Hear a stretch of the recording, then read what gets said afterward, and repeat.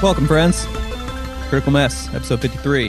We're talking about movies that critics and audiences don't agree on. I'm Nick Honeywell. We're talking about Night at the Roxbury. I'm here with some other people. Yes. Griswold is here. Brian MC Culloh is here. Producer Ben is here. Say hello, gents. What's up, gang? Hey, Brian MC Culloh here, and I am a Eurodance aficionado, and I'm happy tonight. Bring it. Yeah, the music slaps. We're going to get into that, obviously. Yeah, we have to. Icebreaker. It's a little bit of a complicated icebreaker tonight, but I think it's an interesting question. So here we go.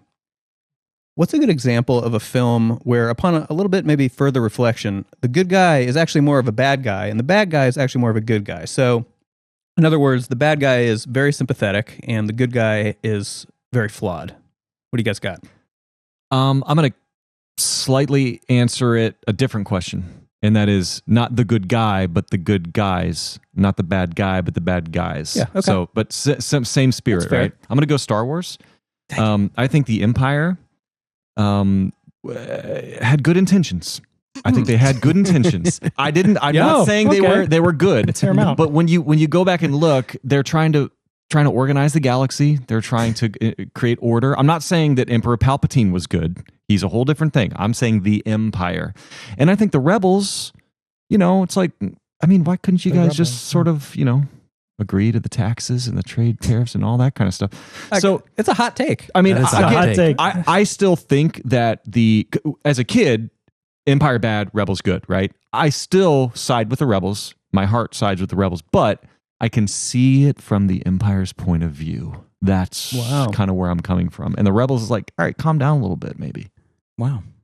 Well, that's gonna be hot take. That's gonna be a clip for social. Shout out to my friend. I don't even know if he watches or listens, but Josh Taylor. He's the one who alerted me of this profound truth, and he's got a lot more to say about it. So. Okay, interesting.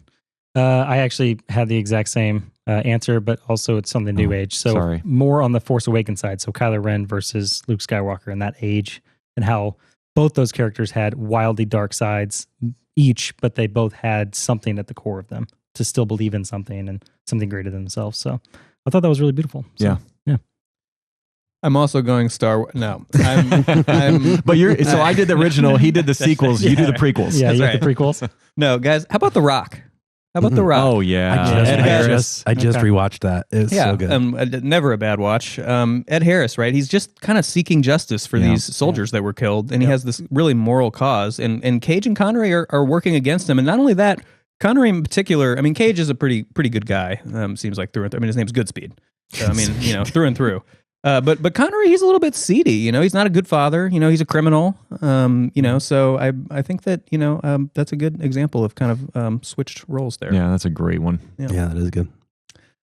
Grizz, you've always got a special social media announcement. I always do. Criticalmasspodcast.com. I did just update it right before we recorded here, so you can see our latest episode, Dead Man's Chest, up there. But then as you're watching this will be the latest episode, so that'll be the second latest one. Third. Because Emilio Perez will be Actually, there's another one. It's weird, but it works. Check it out. Check out the website. It'll all become clear. And then you can follow us on Instagram, TikTok, email. We've got the World Wide Web. Apple, Spotify podcast, Apple podcast. Yeah, that's nice. it. Yep. Really well done. A couple other quick things. Please, if you want to rate the movie we're talking about, A Night at the Roxbury, put your rating down below in the comments. We'll read it. Absolutely. Every one of them. So please might do even that. mention it on air. Yeah, we might. And you know what? While you're at it, we will.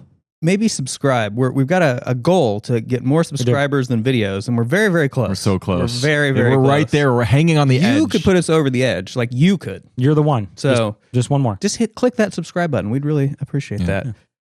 Feedback? Any feedback tonight? Did we kind of had maybe a little feedback? Oh, I just had some doubt on why we ever did Madam Web. And that's a very valid question. Right, because it doesn't meet our criteria, right? Well, it does. Oh, I thought it was rotten. No. I think it was it? No. It was barely fresh. Okay, yeah. Oh, it was barely fresh. I think the question maybe. was coming from a place of why did you guys do that? Like, why would you do that movie? And that's a very valid question. Mm-hmm. My answer to this person, it was my brother. Hey, buddy. My answer was because it's really fun to shit on a movie. and we all knew that we were going to hate it, and it was a lot of fun and therapeutic. So, Chris gave it a 0. I did 0 out of 100. Yeah. Yep. I still can't. I mean, okay, it's great. Yeah. Retractions or corrections? Probably not, right? We didn't do any homework here. So Of course not. No. Sock game. Sock game. Yeah, I'm matching. Got to look at the drip tonight. We're matching green on green, green on green. Home field. That's home field. That's a home field. That's sock. home field. You can't quite see the logo, but it's on there. And I put the sock on the right foot. This is way to go. Yeah, There's a correct foot for the socks. Homefieldapparel.com. You got standards here. You go back. Put it back up again. Yeah. Your socks folded down a little bit on this side. Oh, but it's on this side. We're good. On this side, you can't see on the camera, but on this side, No. can you please just just straighten it out for you. Yeah, thank you. Thank you. Yeah, we're all good. Yep. Cool. Was that for like aerodynamics? Sure. Okay. Madam Web now is rotten. Oh, it is. Yeah, It is. did slowly go down. Yeah. Actually, it wasn't always rotten. I thought it was really close, and we just Maybe did you it were right. anyway. Yeah, it's 54%. Go back and listen Oh, to the wow. episode and check us on that. Yeah, please. Because we said the ratings at the time. Actually, my brother's question makes more sense now. Yeah. Yeah. He's like, why did you do this? Because it literally doesn't meet your criteria. Yeah. It has only gone down. So Okay, so we're going to spoil this film that we're talking about here tonight, and we also encourage you to watch the film. Maybe even watch the film while we're talking about the film, because that's what we're doing. We're watching the film. And we're talking about a film from the year of our Lord, 1998. It is called A Night at the Roxbury. What is love? They graduate from high school, and what do? Do they go to college? No. Do they take an interest in my store? No. Idiot! Why don't you go to Rexall's Drugs, purchase a bottle of chill pills? Do they have any idea of the future? No. That was in my nose.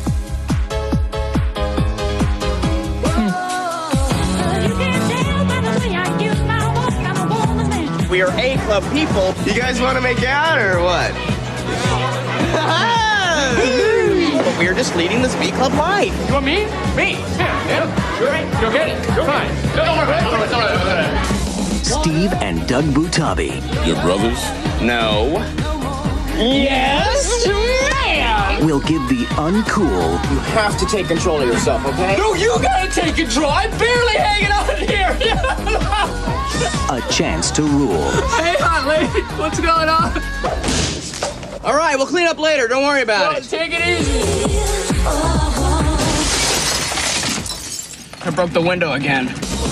A night at the Roxbury. Hey, what's up? How you doing? Can we call you sometime, Pocahontas? You got a number? Want some of this? How about a little of that? All right. All right. Numbers were okay. They were okay for this movie. yeah, It was a pretty cheap movie, even with Grieco's salary. I can see that. Boy, he was. You know he was expensive. Was Yeah, he they hot in had to grab him. 1998? I feel like was Grieco ever not hot? Yeah. okay. 17 mil, which considering the cast is kind of impressive. Yeah. Made a little over 30. So I don't know. Definitely not a disaster. In 98 or 98. Yeah. I mean, I assume that made money. I assume. Yeah, probably. And it's kind of a cult classic too. So I also assume it's made money from streaming. I know streaming services have paid for it, certainly. So I think this was a successful movie. Absolutely. I think hindsight, it made money just with all the back end deals and you know, it's a cult classic. And everybody knows it, you know. Yeah. Directed by John Fortenberry. I've got $50 for anybody that can name another John Fortenberry movie. Oh, no. No. Okay. Oppenheimer. A Knight's Tale. No. He's only got 5 film credits. Live Free or Die Hard. What's Eating Gilbert nope. Grape? Hold on. No. It's Pat the movie. That's a good guess, but no. Not even, I don't think any other SNL movies. The only other film he's directed that I have even heard of is Jury Duty Oh. with Pauly Shore, Okay. which is a classic, Sure. of course, and notably a 0% on Rotten Oh, Tomatoes yeah. Oh, shoot. with the critics. So I was hoping, I had just a slight hope it might fit our criteria, and it was like a 0.22 or something like that. Darn. All right. Yeah, it's gonna work not close. even close. So who is in this film, A Night at the Roxbury? Well, the cast is pretty stacked, I would say, if you ask me. Mhm. You've got, of course, Will Ferrell and Chris Kattan. You've got Lonnie Anderson. You've got Molly Shannon. You've got Dan Hedaya. You've got Michael Clark Duncan. You've got Colin Quinn. You've got Richard fucking Grieco. Mhm. You've got Gigi Rice. You've got Jennifer Coolidge. And you've got Chaz Palminteri. You've even got Eva Mendes. This Like- is her first on-screen appearance. Is that right? Yeah. She was Yeah. good. She was pretty good. Yeah. Yeah, she was great. I Did mean, you- wow. You forgot, like, maybe the hottest person in this movie. who was also Rico? no, I think I know what you're talking about. who was also the real prissy bitch in Clueless. Yes. The red hair girl. Mm-hmm. She's pretty banging in this movie. I don't remember her name, but yeah. I think you guys all forgot. Did you guys catch Jennifer Coolidge? Well, he mentioned her. Oh, did yeah, you already? she's the cop. Oh, okay. Yeah, she Just was making she was sure. hot too. I didn't but- know the name, but yeah, that's good. Yeah. Anyway, yeah. So yeah, a lot of people that kind of since became larger. Yeah, and not so much Chris Kattan. Yeah, poor guy. But, so here's just a small bit of trivia. So Amy Heckerling, who I don't know if you know who that is, she's the director of Clueless. oh, okay. One of your favorite films. yes. So she like really, apparently, according to the Wikipedia article, was like really pushing for this movie to get made because she like really loved these characters and was in consideration to be the director of this film. Oh, good for her. So It makes me like her more. yeah, random. She's the producer, right? Is that right? I'm not sure. I think so. There's an interesting tidbit on the Wikipedia article Yeah. also about Chris Kattan and her that I won't Yes. repeat here, but Okay. it's interesting. Then get your intern. she's Get your the intern on that. She's the producer. She yeah. is okay. Yeah, she was the producer. And, Okay. yeah, that Chris Kattan bit is the reason that Will Ferrell and him stopped talking. Right. That's what it says. Really? Yeah. Oh, right. okay. So there's a lot to unpack there that we won't. Yeah, there is some. Yeah. Okay. Quick refresher about the criteria for the movies we talk about, unless we want to talk about Madam Web, which we'll just do whatever the fuck we want. Movies got to be fresh with audiences and rotten with critics on Rotten Tomatoes or vice versa. Disparity's got to be 20% or so. So on Rotten Tomatoes, A Night at the Roxbury is at a whopping 11% with critics and a very appropriate 69% with audiences. So, needless to say, Perfect. what is love indeed, producer Ben? So this film nicely fits our criteria with a huge split. So we're excited to talk about it. But before we do, we've got a couple of sponsors tonight. The first of our primary sponsor, always Old Elk. Are we on the blended straight tonight? You know, What we got? I just took the last of my rum cask finish rye. Oh, the rum cask. I forgot Yep. from our Pirates episode. Yeah. Right. But I'm going to splash a little bit of the good stuff. The Old Elk double wheat. The double wheat. Still nursing that bottle. Yeah. It's going to disappear probably pretty soon here. It's okay. It's time. I went to the Total Wine the other day, and there's like 9 other ones we've never even tried. So I know. you know, I can't wait. They to have a just bottle of sample them all. Infinity Blend at the Total Wine. They did. they? Yeah, No kidding? they did. Yeah. I saw it. Yeah. So anyway, yeah, Old Elk, delicious, ambrosial, peerless, meek. Nah, it's not that. No, we took that away. But Buttery. Buttery, yes. Let's talk of- about the Ambrosialist. Speaking, of Ambrosial. So the Ambrosialist is 9/8 Central this fall. It's on CBS. We CBS? made a jump. It's on Wow. CBS. Oh, dang. As we CBS know, and Fox keep tossing. well, it I around. think they're kind of like Is that an upgrade or a both. downgrade? They're kind of all showing it. Yeah. Did you get Like more facts about the show? Do you have a little bit more Maybe information? a small update. I mean, yeah, I do have a little bit of an update. As we know, Zachary Quinto starring Anna Kendrick is now, we've heard, directing 3 episodes. Here's a little bit of the update. We kind of know what happened in the first few episodes. But in the next few, the Ambrosialist, he really starts going in on bourbon. Like, instead of just kind of whiskey in general, he hones in on bourbon while hunting Bigfoot. And Cool. he's also kind of working on this dream of being a hot air balloon pilot. Really? So, and he's doing this kind of all at the same time. Okay. So he's floating in the hot air balloon, sipping bourbon, looking for Bigfoot. You can't put the Ambrosialist in a box. You can't. You He's really always can't. up to something new. Man. So Have you guys can ever only. seen a hot air balloon land. It's very funny. Yeah, I'm sure. Because they can't control it. So Well, they just kind of like drag Watch along the the ground. Ambrosialist Yeah. to find out. We'll find out. You At can the only end of every episode, they land that thing. Zachary Quinto is going to land that thing down just perfect. you can only see this kind of stuff on the Ambrosialist. And guys, I think, did I mention Ted Danson? Yeah. Yeah, You he's did. so- Dad he's- himself. America's grandpa. Yeah, right. He's the Ambrosialist father, right? So he kind of counsels the Ambrosialist. Yeah. So, anyways, Cool. It's a good dynamic. yeah. So we're gonna rate this film, A Night at the Roxbury. Anybody want to get started here? Okay, I will. All right, we're at 79. Night at the Roxbury. God. That's 34 more than Reagan. Okay. 34 more than Reagan. Amazing. Yeah, guys, I know this is a stupid fucking movie, obviously. But I love the music. I think the bit's hilarious. Got nostalgia glasses. And 82 minutes, man. Actually 78 if you want to just tack on the credits. So I'm all for a breezy film like that. Yeah. And finally, this movie absolutely makes me laugh out loud every single time, multiple parts. I just find it hilarious. So 79. Wow, that's aggressive. You want me to go? No, I'll go. Okay.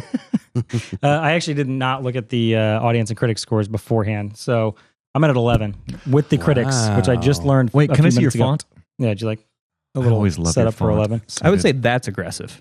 Yeah, I was going to say that's aggressive. I laughed at how you called his score aggressive. I loved that adjective, but then yours became even more aggressive. Yeah, it felt fitting. Why? Okay. Why though?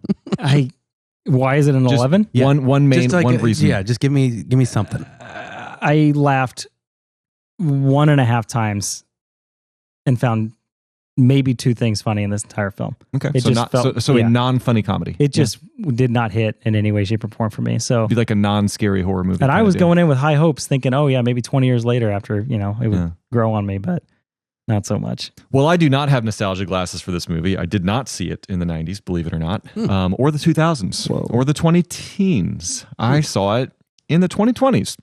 Wow. So completely coming in objective here. I did see the skits on SNL that they did. For me, I'm going to say I liked the movie. Number one, I thought it was hilarious. And number two, this is a movie that really could have gone off the rails. I kept expecting it like, okay, it's going to go into crazy territory, crazy land. Yeah. It never did. It never went silly off the rails, and I really respect the movie for that. It kind of tells the story by the book, which is fine for this kind of movie. It's like, thank you for doing that. It's very singular in focus, and it accomplishes what it does. It doesn't have a lot under the surface. There's not really a lot of new or a lot going on. But this is a perfect situation of a movie that I just can't really dock very many points. So my score is not a score that was docked points from. It was a score that sort of like, oh, okay, that's pretty good. So I'm at a 59. Plus 10 just for Chris Kattan's freneticism. I made that word up. Freneticism. Chris Kattan in this movie, his frenetic acting style, the physical comedy is intoxicating. It's brilliant. He is so funny in this movie. Anytime he picks up a phone, you know that phone's going to get destroyed. You guys, this score might go up. This is the first time I've come in thinking this probably needs to go up a little bit. Wow. It might. We'll see where the night goes. But you didn't say anything about the music. I know, right? Yeah. Well, I didn't want to just run my mouth too much, but the music's amazing. So, 59 for me. All right, I like it. All right, this is Critical Mess. The whole premise is critics and audiences don't agree on the film we're talking about, so let's talk about that. Brian, the critic of the critics. And I'm going to request NPR voice right out the gate. I learned to go 25% slower. Okay. Yes. Yep, that's right. I will try. But please continue to give me notes, because I do listen and read the notes. Oh, yeah, we will.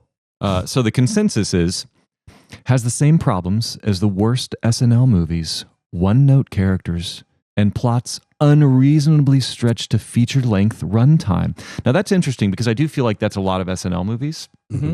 Don't necessarily know that I agree with that here, although I can see that argument. Yeah, I definitely don't agree with it. Yeah. Roger Ebert, Chicago Sun-Times. A Night at the Roxbury probably never had a shot at being funny anyway. But I don't think it planned to be pathetic. It's the first comedy I've attended where you feel that to laugh would be cruel to the characters. Guys, are we laughing at or with this movie?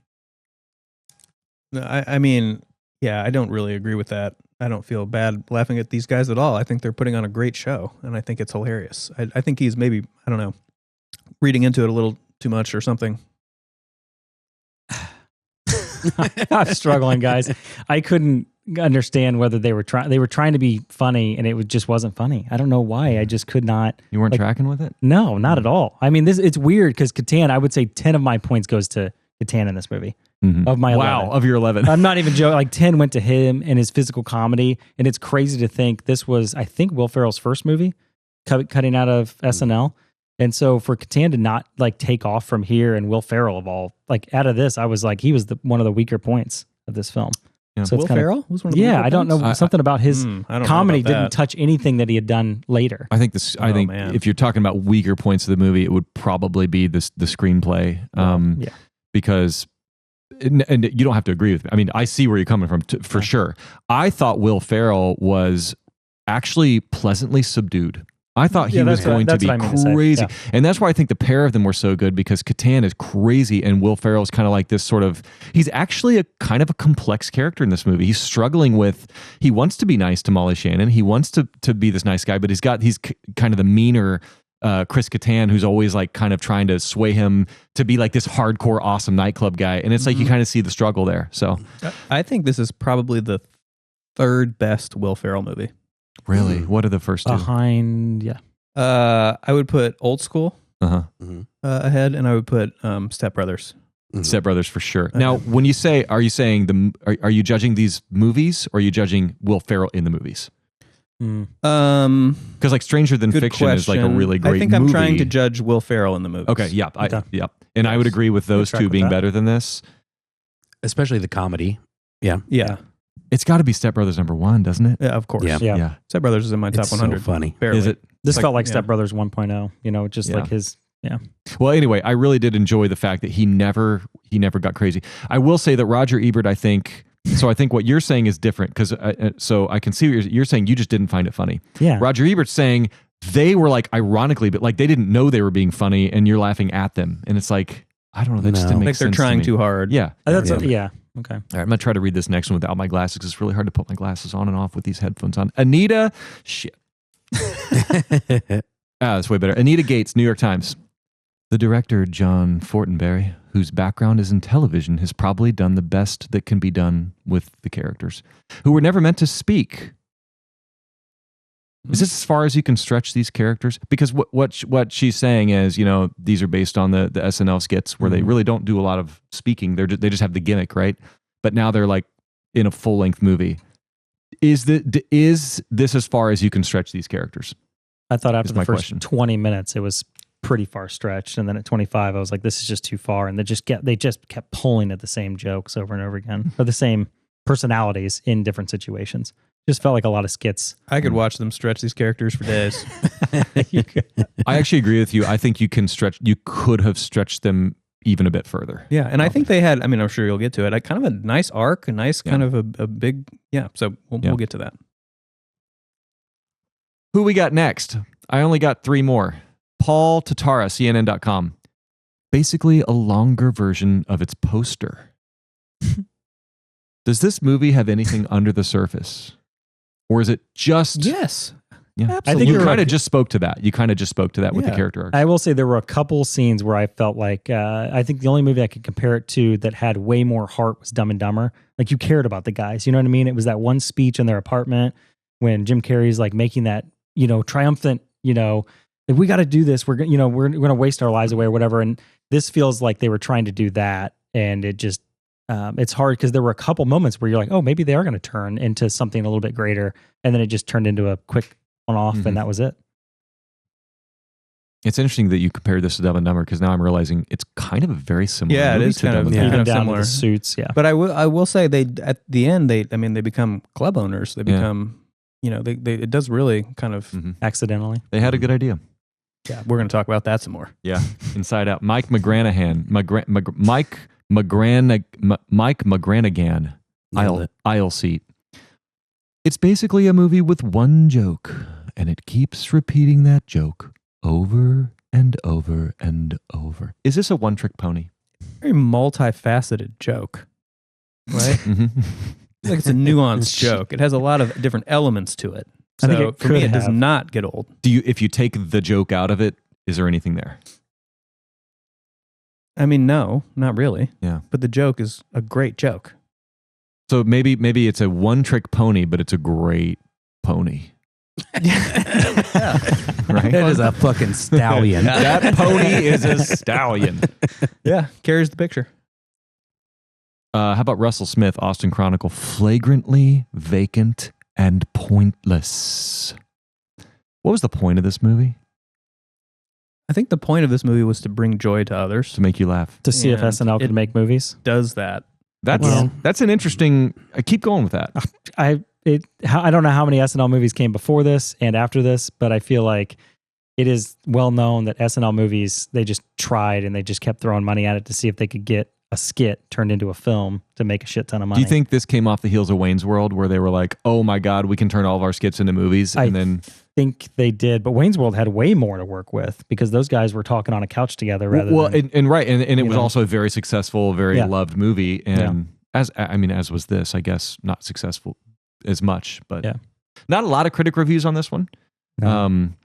But enough to, and it's weird, you guys, I forgot to say this, but there, we said this was a 11% Rotten Tomatoes. When you filter by top critics, 0. Oh.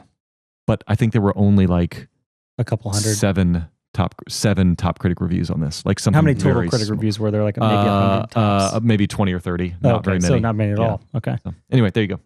Audiences were weird. I think the hard thing was I kept flipping through these, and there were a lot of 1, 2, 3 stars, and there were a lot of just 5 stars of people saying, "This is a cult classic. This is the funniest movie. I had this is funny. This is funny. Will Ferrell's the best." Things like that. But these were some that I just broke out. So 4.5 stars. One of my favorite movies ever. Yeah, it's cheesy and kind of dumb, but great quotes and a lot of fun. It is kind of dumb. Very it's quotable. cheesy. 4.5 out of 5 stars. For great quotes. You, me, you, him, me, you, me, you. I love that. That's just so funny. Emilio! Emilio. Man, I quoted that all the time. All the time. Still do. Yeah. Did you touch my ass? That was one joke that I actually thought was funny throughout the movie because the way he sold it was funny. That's funny because that's the one joke that I hated. I don't know why. It was so stupid. It didn't make any fucking sense. It made no sense, and it was the funniest thing. I laughed every time he did it because the way he delivered my ass. The way he delivered it over here, it's a physical impossibility. Yeah, the way he makes them feel awkward and funny. That 1%. It's funny that you say that because every time he'd make that joke, that was when I was like, "Oh shit, this is going to go off the rails. It's going to get goofy and stupid." And then it didn't, and I was happy. But that joke just didn't hit for me. I was like, for some reason, I just like giggled at it every time. I don't. Sure. 3.5 out of 5. A Night at the Roxbury is a pretty good comedy. It's based on the SNL Butabi brothers, is that how you spell it? Skits that became classic in the 90s. It's not exactly smart comedy, but hey, who says comedy has to be smart to be funny? I enjoyed this film as a kid. When I saw it in theaters and rewatching it, I still laughed. Yeah. Yep. Do we think smart? It doesn't have to be smart to be funny? I'm just gonna push back a little bit and say, whenever the humor comes from characters who are dumb, does not mean that the comedy is dumb.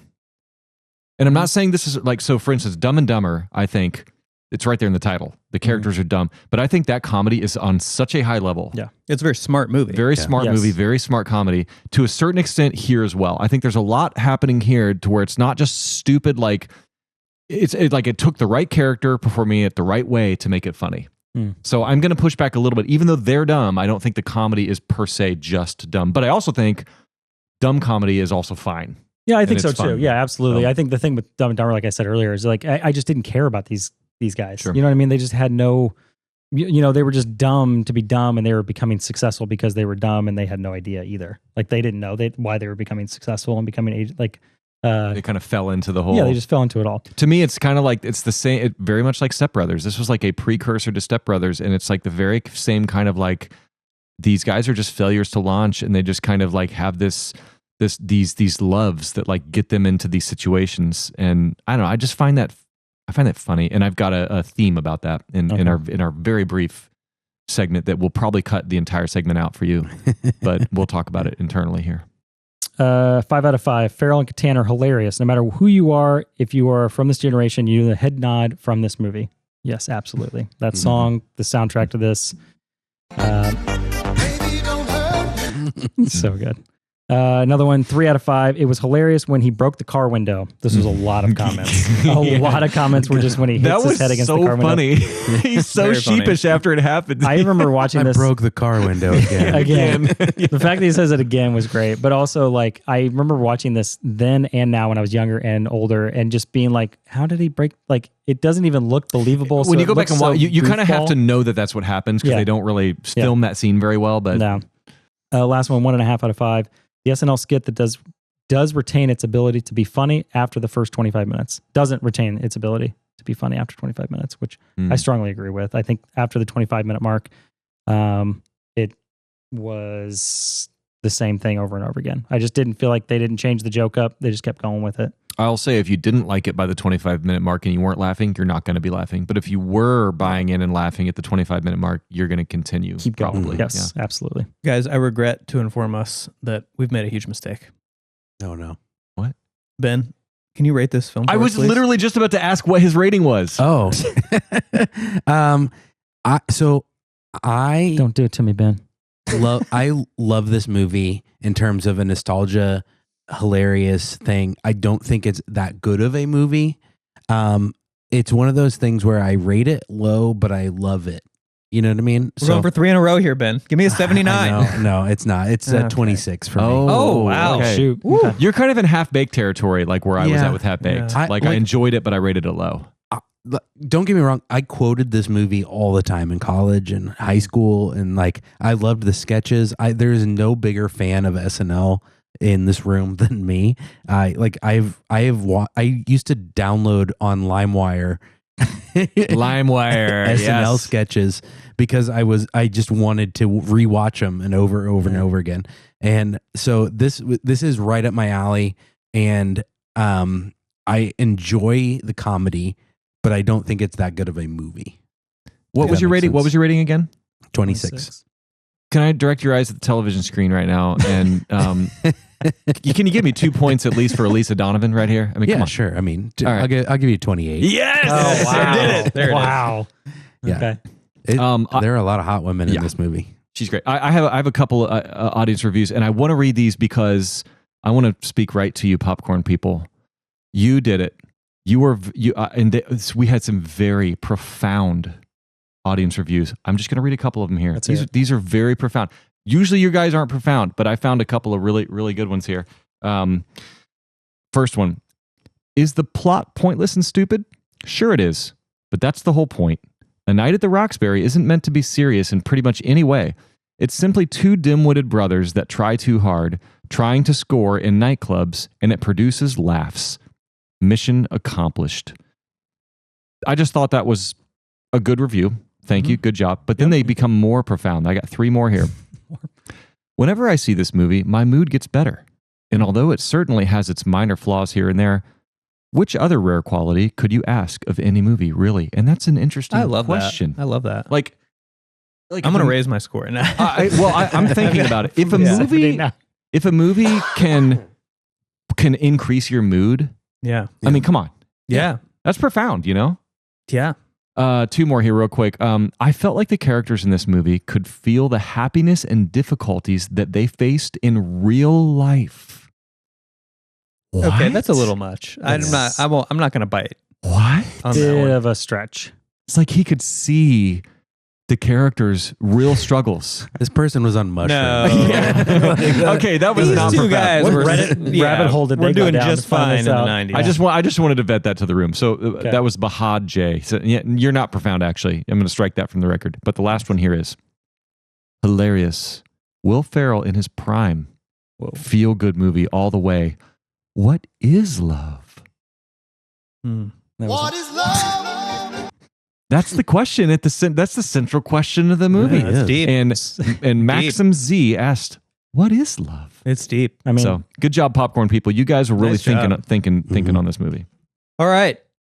We're Critical Mess. We're sponsored by Old Elk. We're sponsored by The Ambrosia List. It's on CBS now. It might be on NBC, maybe Fox. No one really knows. First ever dual network It's on airing of a It's show. that good. Everyone's buying it. It's that good. on Tubi. Come on, Okay. 2 points, Ben. 2 points for Lisa. Now we're going to flip the script. Sorry, I distracted him. I know. Quit making me look at Got him. All right, this is the segment where if we gave the film a good review, we talk about what we didn't like and vice versa. So, I gave my review first. I'll start this one first too. The humor, it falls flat a few times, but this movie is so joke dense that it doesn't really matter that much. It can't hit with all of these jokes, but I just have to acknowledge that some of the jokes are not good and not funny. I didn't think the grab my ass joke was very funny either, to be honest with you. Molly Shannon, kind of annoying. I did kind of appreciate she had kind of a sneaky arc, kind of a sneaky arc. You thought she was going to end up being like the good, like he's going to see her. Yeah, I recognize, but then she ended up being. I like the bait and switch there. Kind of smart. Yeah. Needed more Greco, obviously. Here's just kind of a small thing, but kind of a weird thing. I thought it was odd how there was kind of like what's his name, the club owner. What did it start with a Z? Shit, I don't remember his name. I have it written down. Damn it. Well, that's embarrassing. I can't remember that. Anyways, he a couple of times like calls out to like cameos that don't exist. He's like, "Hey, Jim Carrey, smoking, you son of a bitch!" Yeah, like it's like. Then he call out Johnny Depp at one point. Yeah, and he's like, "Anna Nicole Smith, what are you doing?" It's like so that was off screen. Yeah. That was just kind of weird. Like, don't call out. No, that was it. That is Zadir, right? Zadir. Well, no. Yeah, that's right. Oh, yeah. Zadir. That's right. Zadir. That's correct. Got it. Yeah. So that was kind of weird how he doing Ben's job over here. Yeah. I mean, I saw you on your phone. I didn't even try. So, and then the last thing I'll say is, obviously the material is thin, but if you like it, you like it. Yeah. So that could be good, that could be bad, but it is thin material ultimately. Yeah. Good for audiences. Yeah. Flip it positive, Chris. I will flip it positive. I think a big one for me was obviously Kattan. I mean, his physical comedy, the way he delivered on a lot of these lines, like, were awesome. Like every time he was on scene, he was going to break something or he's going to do something. Like when he slipped on the floor when they're walking into the lobby of the club owner, or like the part that first made me laugh out loud. Like I thought it was the funniest thing in the world. They're driving in the van, the whole thing's filled with flowers. And you just see through the windshield, and they're coming up, and they get hit by who's the actor? The guy you've been talking about from 21 Drum Street, Greco. Yeah, Greco. So they get hit by Greco in the back. Greco? Yeah. So they get hit. All the flowers fly up. Motherfuckers act like they forgot about Greco. If you go back and watch, problem. I rewatched this like 3 times because it was so funny. Kattan legit falls into the windshield and then flips completely upside down. I mean, head to top, feet to the ceiling. Like, I'm already raising my score by 2 points because watching this with the sound off, it's like just as funny. Like it's 61. It might be better. I'm at a 61. I think it might be better. As it stands now. I think we need to make Grizz raise his score too, because you said nothing about the music, and you said before this podcast that the music you said Kattan was 10 points. I'm not done yet. Yeah. You've already said other things aside from the music, which has to be at least 1 point. He's actually right. He mathematically just destroyed your score. I absolutely did. I know you did. That's why I was getting to it. I wrote it down on my notes just for you. Oh, here we go. So yes, we 11 points. 10 goes to Kattan. 1 goes to the "Did you touch my ass" joke. And then I'm going to throw an extra 5 just for music. Wow, 16. That's a high jump. Okay, that's a big jump. That is huge. There was a random hot button. It was in the same spot as the music. Oh, Lord have mercy. I mean, I don't want to give it another point, but good job, Grizz. Yeah, good job. We're happy about that. That feels really pretty good to me. Yep.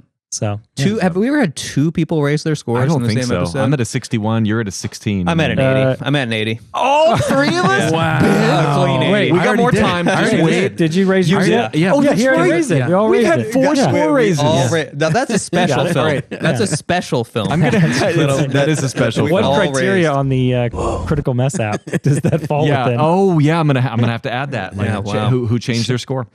Flip the script for me. I'm gonna go negative. These are the things I did not like about the movie. It's kind of empty. Not a lot really happens plot wise. So, if you're not buying into the performances, you're going to be a little bit disappointed. It's a little bit silly, and I literally had to hear the whole grab my ass thing made no sense. And it's like it took me out of it. And we talk about getting taken out of movies, and it sometimes it's like something that takes one person out of a movie is not going to take another person out. But if you're taken out of the movie, and when we say taken out of the movie, we mean like your immersion's broken and you're now judging it from a meta perspective. That's never a good thing. Yeah. You want to be all in with the movie and have it being experienced. So that just took me out. And then I had another one. I said earlier I misspoke and I said I did not dock any points off of this movie, but actually I forgot I did. It has a wedding. I hate weddings in movies. Why do comedies especially always have weddings. Yeah, I guess it's there's good a whole material. movie about it. Bridesmaids. I know, right? Well, hold up. Add one point for the wedding. There's one scene. And Wedding Crashers. There's I'm only about one to say scene. Wedding Crashers. Yeah, I'm going up to 17. I'm adding 1 point for the wedding joke. a double This I totally forgot. I totally forgot. Are you ready for this? Unprecedented. Yeah, tell me. They were I'm just in. the dumbest fucking jokes that nobody's going to catch. The dad, when Kattan comes out of the pool house where he's been living. Right. And he's holding got the boombox up. like say anything. And then did you guys catch what the dad says? No. He goes, "What are you doing here?" Just randomly? Yeah, he just says, That's great. Like, of course he's there. He lives in the fucking pool house. I know. And I laughed The out fact that he loud. lives in the pool It house was is so- incredible. We It's need like- somebody to document all these score changes because I have no idea what anyone's score is now, and I love it. So that's my flip the script. Okay. Yeah, we got this. Yeah, I need that. I need the pen after you're done, Yeah, we got it. just so I remember. Yeah. What's our next segment? Our next segment's our newest segment. Oh. It is called Marquee Mess. So Marquee Nice. Mess, if you didn't already know, is the segment where we rename the film. And from what I heard from what we talked about before the podcast started is that everybody slacked this week on this one. Yep, for sure. And this segment is the most homework, I'll admit. It's the most homework. Yep. And, I'm ashamed. I'm ashamed of it. It takes a lot of brain power. It's because we're recording on a Friday night, and like I'm thrown off. It's Yeah. weird. Usually it's a Tuesday night. Excuses. I know. One of us You're did right. some work. So I'll start. Okay. I'll start. Okay. I'm just starting tonight. That's Go what's for it. happening. Emilio! Okay. I got What is Love? Yeah, well, yeah. What is love? What is love? Do you remember how Chris Kattan's always calling that the credit vixen, you know? And then they finally get together at the end. So I had credit score. Score. Oh, Nice. I Yeah, get I got it. that's pretty good. Credit Pretty good. score. Pretty good. Nice. I was thinking for a second like Credit Vixen would be like a good band name. That would, wouldn't it? Yeah. I do love that bit, that entire bit. Yeah, Yeah, that that's was good. He knows Because he her. always has to find a phone wherever he's at, and he just freaking destroys. Like the way he dials those. I just love his. I just It's so love his good. humor. It's so good. good. He knows it by heart. He just is ready to call her. Hump and Grind. I don't know. Okay, that's good. Works. Smash my head into a car window. That happens. That's impression for you. Remember how we were comparing this to Step Brothers? Mm-hmm. Because it kind of feels like a precursor to Step Brothers. I had Dance Step Brothers. Nice. Oh yeah, that's pretty good too. I feel like two good ones is better than 10 Yeah, that's pretty good. mediocre That's ones. good. not That's bad. good. I'm out. What Okay, if that's okay. we eventually raise Grizz's score to equal mine? Do we Yes. do a shot? Oh, Do there's we no finish way. our drink? I'm then? at 17. There's no way I'm going up. Oh, You're not going up points. 10? Am I going up 9? Yeah, 10 more I points. feel like you still didn't add any points for the music. Yeah, I did there's 5 more. 5 for the music. That was for the music. yeah. Yeah. You sure only 5? Listen to that. You listen to it. It's one song, guys. Okay. Okay. All right. I guess I try to. What you got, Nick? 50 Shades of Greco. Hell yeah. How about Greco-licious? Delicious. Uh-huh. How about Big Old Butabi? Keep them coming. Just Greco keep 'em coming. yogurt. If it were a horror film, it would be called The Ass Grabbing Phantom. How about To Be or To Butabi? That's good. That's I love good. that a lot. Bumping Into Trouble. And then my last one's stupid. From V Card to VIP. Okay. You got Club Me to Death, please. That's Clubbing like with- a Rob D song, isn't it? Yeah, I think so. Nice. From The Matrix. That was a song from The Matrix. Well, he's ready for that. Just to play off of yours, Clubbing with Greco. And then my last one, Dub Step Brothers. Whoa. We almost had the same Real marquee close. I know, I mess. was waiting for you to say it, but you went Nice. another direction. We That's were all I got. almost. We were right there. Good job, everybody. All right. Yippee-ki-yay, motherfucker. All right. Critical Mess. Old Elk is what we're drinking. The Ambrosialist is what we're watching. 9/8 Central, this Fox on CBS. Zachary Quinto, Anna Kendrick, Ted Danson. Whiskey Connoisseur, he's hunting Bigfoot. He's in a hot air balloon. It's great. They already greenlit the second season, right? They've greenlit like 10 seasons, I Yeah. think. Ben, who's doing cinematography on that show? I think it's Jan de Bont. Deacon. It's got to be Deacon? Deacons. Yeah. Yeah. Okay. That was just the first one I could pull. Arcs. So we're going to talk really, really quickly about themes and arcs. Themes and arcs. Go. I had this is a theme, and it's something that's a trope in movies that you see a lot. And I'm not saying I like this, but it was definitely present here. It's inept people accidentally stumbling into something great. Mm-hmm. Definitely. Funny premise. Mm-hmm. It's what happens here. The Inside Out Club that they pitched to Zadir, they accidentally meet Zadir. He thinks they're somebody, kind of funny, kind of fish out of water kind of deal. Mm-hmm. And then I actually like this one more. Do you have to grow up and become a traditional adult? Can you just do what you love? Like, because that's what they like. Yeah. Everyone's like, they're these silly, like, they got stunted at a certain point in their development, and now they're just these club guys, and they can't like launch. They can't really launch into adulthood. But it's like, do you fucking have to do that? Like, who said you have to do? We get one life, live it. I'm getting all amped. I'm on a soapbox. YOLO. You know what I mean? Like, I kind of feel like, yeah, why not just do what you love? As we speak on a podcast with fun toy cars in front of us, movie posters behind us, and pinball machines. So right? You know what I mean? Look what I've done. 63. Look what we've done. Strong theme. Look at that. 63. Now, Grizz, I think you got it. This guy. Come on, Grizz. Do I get points? Can I get a marker? I need the marker. That was strong. I'm going to forget because that theme is actually really strong. Do I get points for pushing your guys' score up? I'm convincing you guys to raise your scores up. So like there's points on top of points on top of points. That's too complicated. This is legendary. I'm going up 2 more. Then you're at a 27 now? 28. Yeah. Or 28 now. Yeah. Mm-hmm. 29 is my lucky number. Oh. So. Sure. 32 is 29. Ben's at a 29. We're at a 29 now. 79 is my lucky number. Well, thinking of arcs, this is the only thing I wrote down. This is one of the scenes where I was like, oh, maybe Will's character is actually going to, kind of change for the better. And then he just went right back to his same old trope. But he says, nice bulbs, Emily. And then you go, I don't mean that in a metaphorical, more like, and it's like, oh, that's so great. I was like, that's really nice that he's like, he caught this. I just want to call out, if you are the person who hates themes and arcs and you love A Night at the Roxbury, guess what? Your reviled segment is the cause for my score going up 2 points. So maybe rethink your premise. I'm just kidding. You're right. Brian's Corner. Hi, everybody. Welcome to Brian's Corner. I've got a little bit of a list going tonight, and I think you're going to love it. It's going to involve some performance from yours truly. But you guys, do you remember the scene in this movie where, and this is 98, right? So cast your mind back 2 years before to Jerry Maguire. Mm-hmm. Oh, I remember the scene. Pretty fresh from in the zeitgeist. But in this film, not 2 years later, you had me, or you complete me, right? Mm-hmm. Will Ferrell says that, I believe. And then Chris Kattan says you had me at hello, right? Okay. So it's the other way around. Is it the other way around? Okay. But they're talking to each other and they say both of those lines. And it's like, how often is you complete me and you had me at hello requoted? That's such a quotable line from Jerry Maguire. And also there's another line from that movie, Show Me the Money, right? Mm-hmm. Somehow Cameron Crowe made Jerry Maguire, and 3 of the most quoted lines in cinema history are from that movie, okay? And they were already in the zeitgeist 2 years later, and they still are. So, I want to talk about the most quoted lines in cinema history.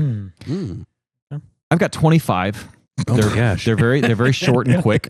It's just you literally reading each one, right? Yeah. So that's all it is here. And I want to. So these are ranked in order of like most quotable, and they're not. I mean, they're generally least to most, but not. You can't. It's impossible to. Sure. But that was the intention, right? And so what I want to know is, do you agree that this is a very quoted line? And did I miss any at the end? So basically, we'll just run through these here real quick. May the force be with you. Mm-hmm. And for each one, if you can, tell me the movie. Star Trek? Star Wars. Don't you dare. Yeah. May the force be with you. So quoted. How about nobody puts baby in a corner? Does that belong on this list? It's like Dirty Dancing, right? Yeah. It literally got quoted at work this week. Right. So I totally forgot which movie that was from. But see, this movie wasn't for me, and nor did I see it growing up, but I've heard it quoted. Yeah. And then when I finally saw what it was from, I was like, oh, that makes sense. Yeah. Sure. Highly quoted movie. Yeah. I just recently watched it for the first time. Yeah. It's pretty good. What about life is like a box of chocolates. You never know what you're going to get. So we all know that one, right? Say the movie. What's Forrest Gump? Yeah. What? Forrest Gump? Did you say Gilbert Grape? Grape? Yeah, Forrest Gump. But again, so quotable. I mean, come on. Yeah. Great. Yeah. How about I'll have what she's having. No, Harry Met Sally. My number Sally. number Just 5 saw that movie. last weekend. How about Bueller? Well, Bueller. What's that from? Bueller. I quote this. I think everyone Got quotes this. this. Everyone says that. the titular character. Yep, exactly. Ferris Thank you. Bueller's Day Off. First of all, who says it? Ben Teacher. Stein, right? Ben Stein. Yeah. As an aside, I love the word titular. Isn't it a great word? It's so good. It's a good word. I'll use it whenever I can. I know. Your It's wife's like covering her It's like you face. can get away with saying like something. But yeah, I feel like that's such a good one because I do that all the time. Like if you're it's like no one's talking, you're like Bueller. It's perfect. It's a perfect quote. Totally. I also love calling people or movies vehicles. Oh yeah, That's a good That's one. a good one. A vehicle. Yeah. Yeah. How about I see dead people? Good one. Sixth Sense. Sixth Sense. How about I'm walking here? Oh, that's Joe Pesci. It's not. I always thought it was. That is, I believe it's Dustin Hoffman. Have you guys? So first of all, are you familiar with the quote? Does that ring a bell? I'm walking It here. rings a bell, but I don't know. I was thinking like Teenage Mutant It's literally been Turtles. re-quoted, like it was in like Back to the Future. It's Yeah. like Oh, it's Back to the been- Future. That's where I've seen But it's it. not Yeah, from that. Okay. It's Midnight Cowboy. Yeah. I've actually never seen that. Yeah, I've not either. Whenever I'm in New York, that's what I'm yelling that all the way down the sidewalk. It's so good. Yeah. How about That'll Do, Pig? That'll do. Babe. Oh, babe, Ooh, yeah, Babe. classic. Very highly quoted, right? Here's one that I just love and I quote all the time. It's special to my heart. Life finds a way. Oh, Jurassic I know Park. that one. Yeah. Goldblum. Uh-huh. So good. So good. Yeah. So I just have to ask: do you like it on there? No, it's not. Can we hear it? Do you like it? It should be. It should be. Man, It should be. what a miss. No, I was trying to come up with a list of like the universally accepted highest quotes, not just like the Critical Mess and Friends. No, okay, no. I love everyone. where Everyone knows. Do you like it? Thank you, Nick. It's Thank you. everybody. Buckle your seatbelt. Oh, wrong one. Is You like it? Yeah. I like Whoa, Whoa's not on there. How about we're getting closer to the top here. How about I'm as mad as hell and I'm not gonna take it anymore. it. Oh, Network. Uh-huh. Yeah. Network. No. Yeah. Have you seen I Network? don't know if Oh, I- check it out. Oh yeah. Yeah, great film. But I've heard that. You hear that like here and there. That clip, right? How about here's Johnny? Yeah.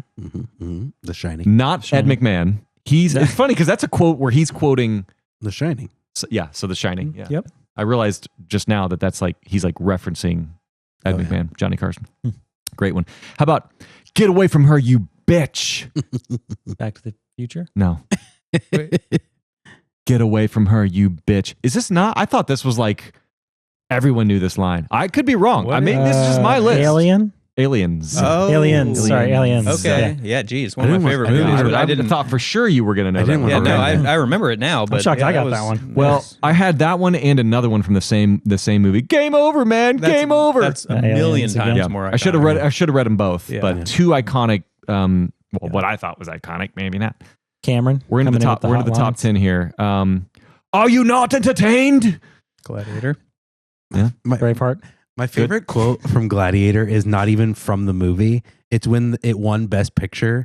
The woman that read Gladiator goes, Gladiator. I didn't see that. It's so funny. It makes me laugh every time. That movie would never win Best Picture these days. No. It's a sad day we live in. Yeah.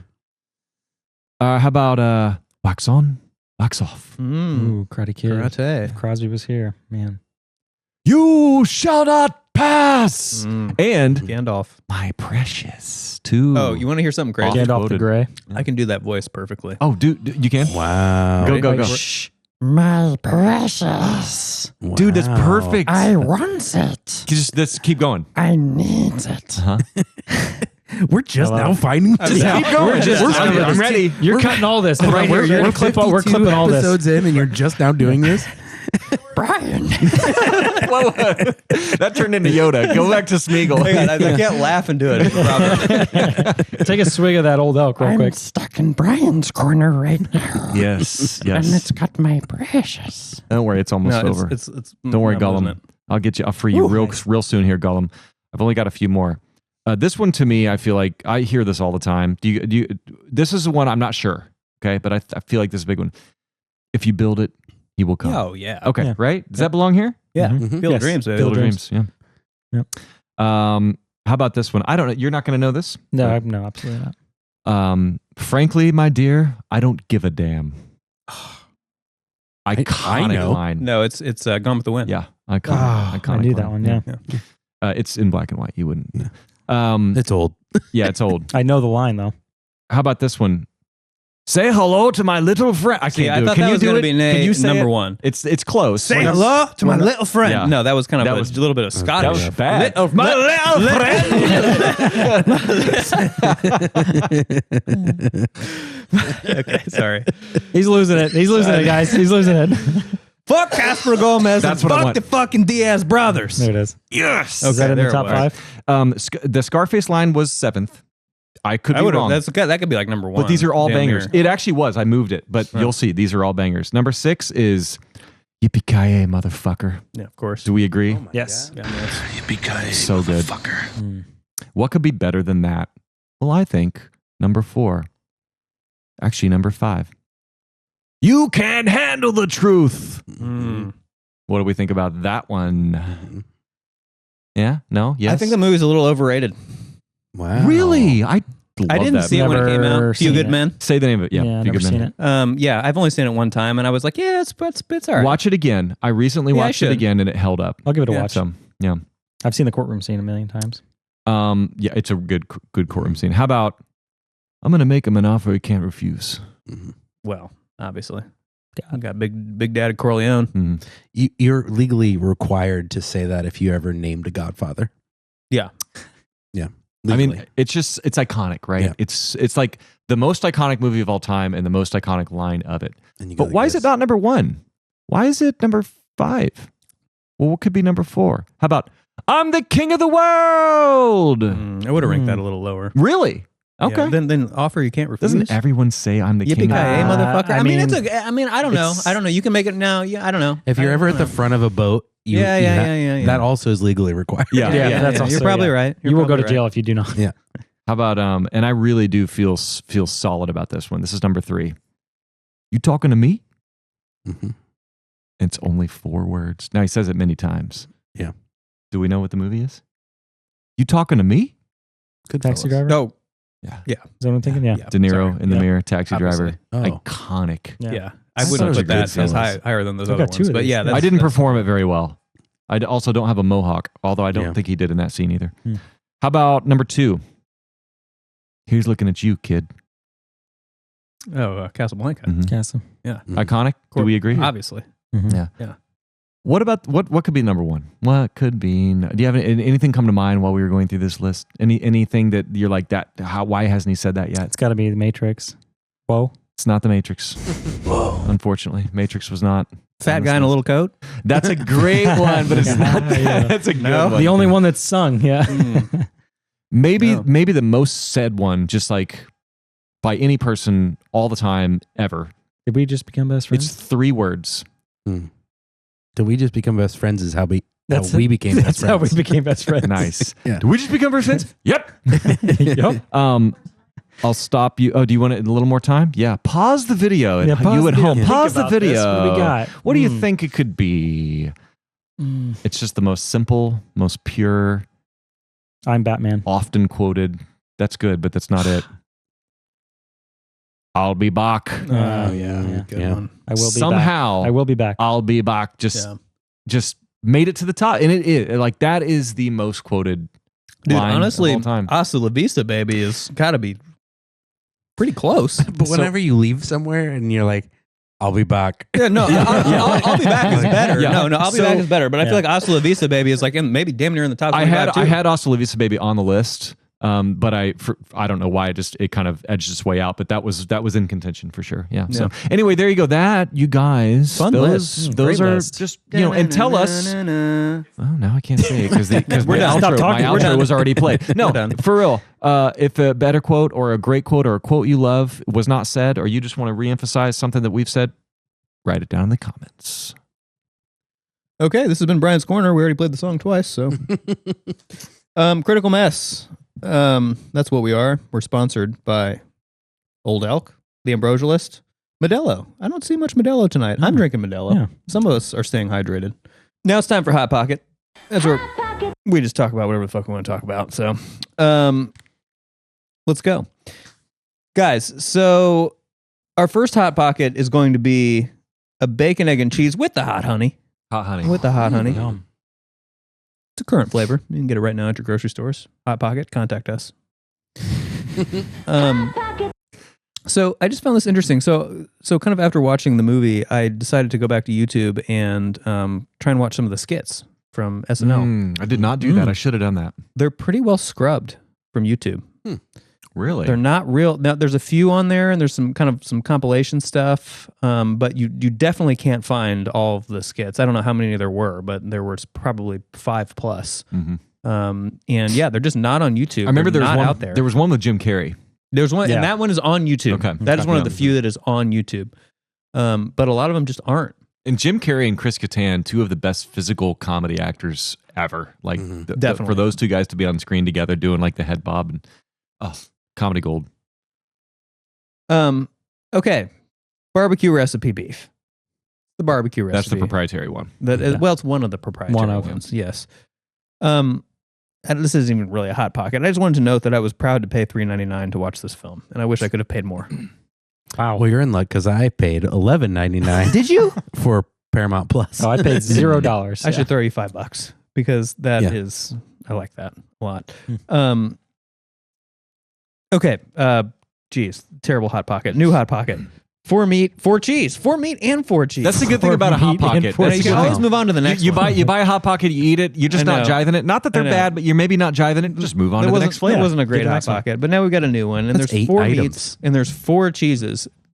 Do we dissect the meats? What? I mean, it's ham. Wait, there's 4 cheeses and 4 meats? 4 We cheeses know what and the 4 cheeses meats. are. I think we know There's what the 8 cheeses are. products. There's 8. Nick may or may not have slipped up in describing this, and he just went with it. No, ChatGPT says very clearly 4 meat and 4 cheese. No, remember- pizza. No. Yeah, 4 and pizza. Jeez. We did this in Dead Man's Chest. It's It was 4 meat, pepperoni, 4 cheese, Canadian bacon, pizza, ham, and hamburger.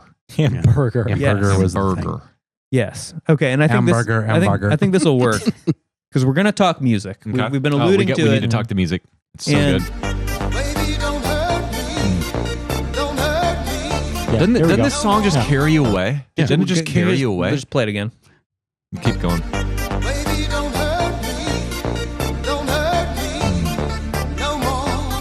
Will you play the other one now?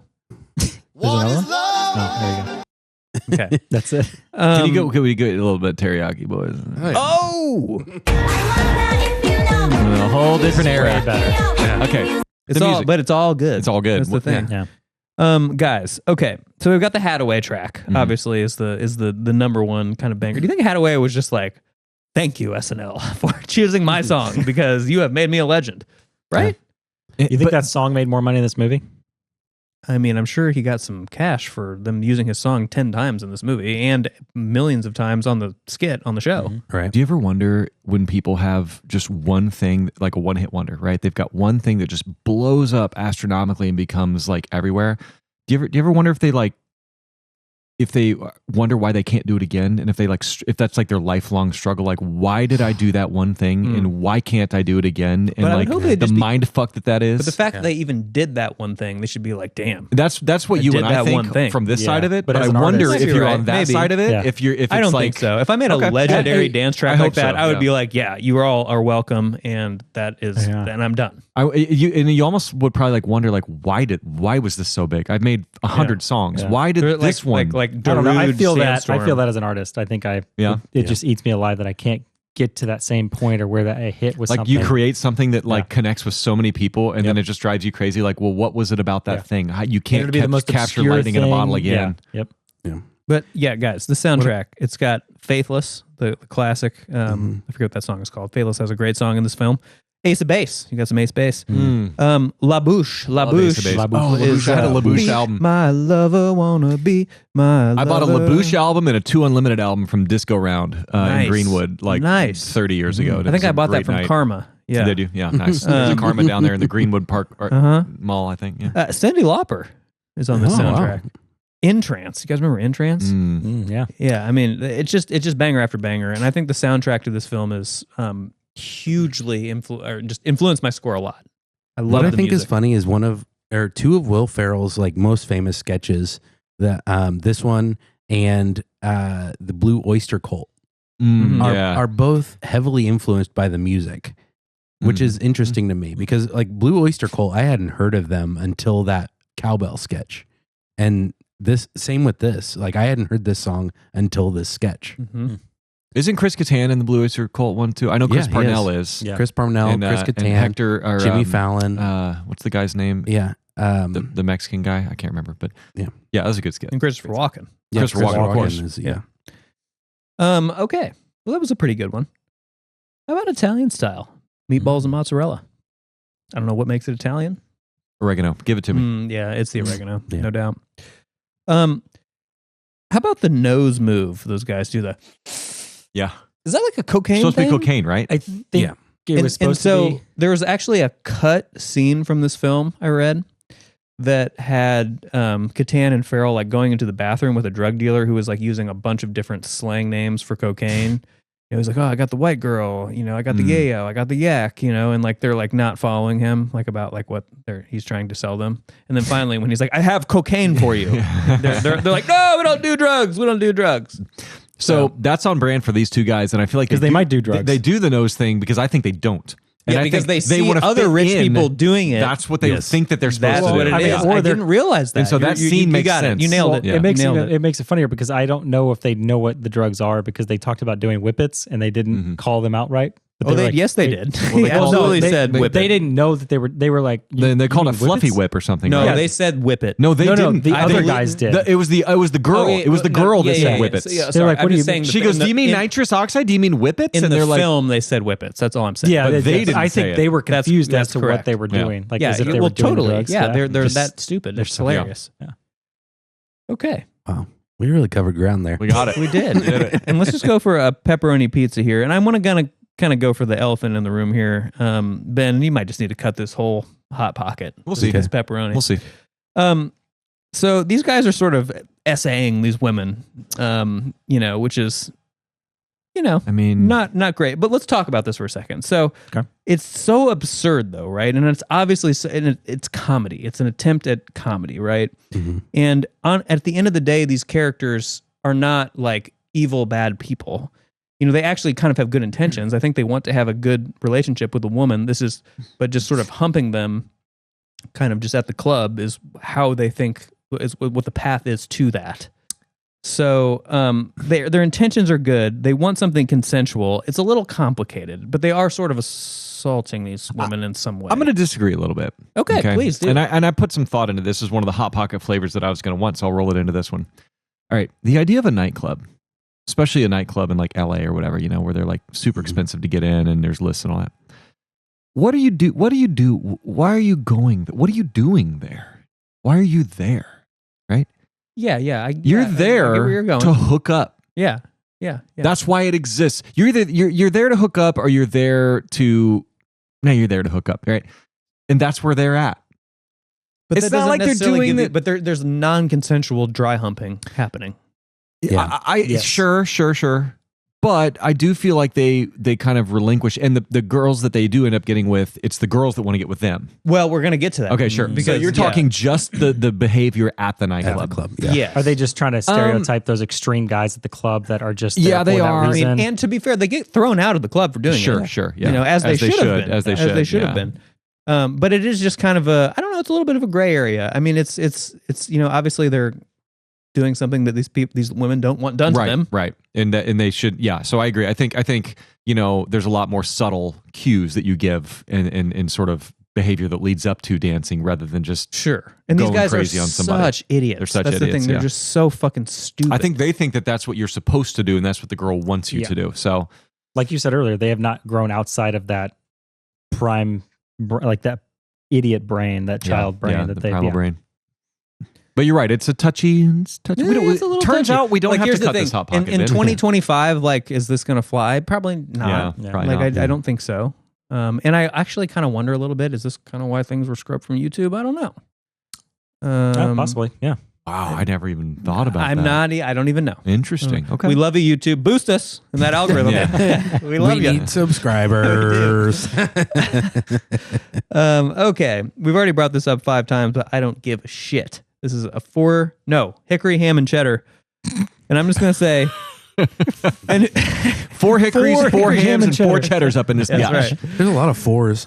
And who was standing there? And I was like, Emilio!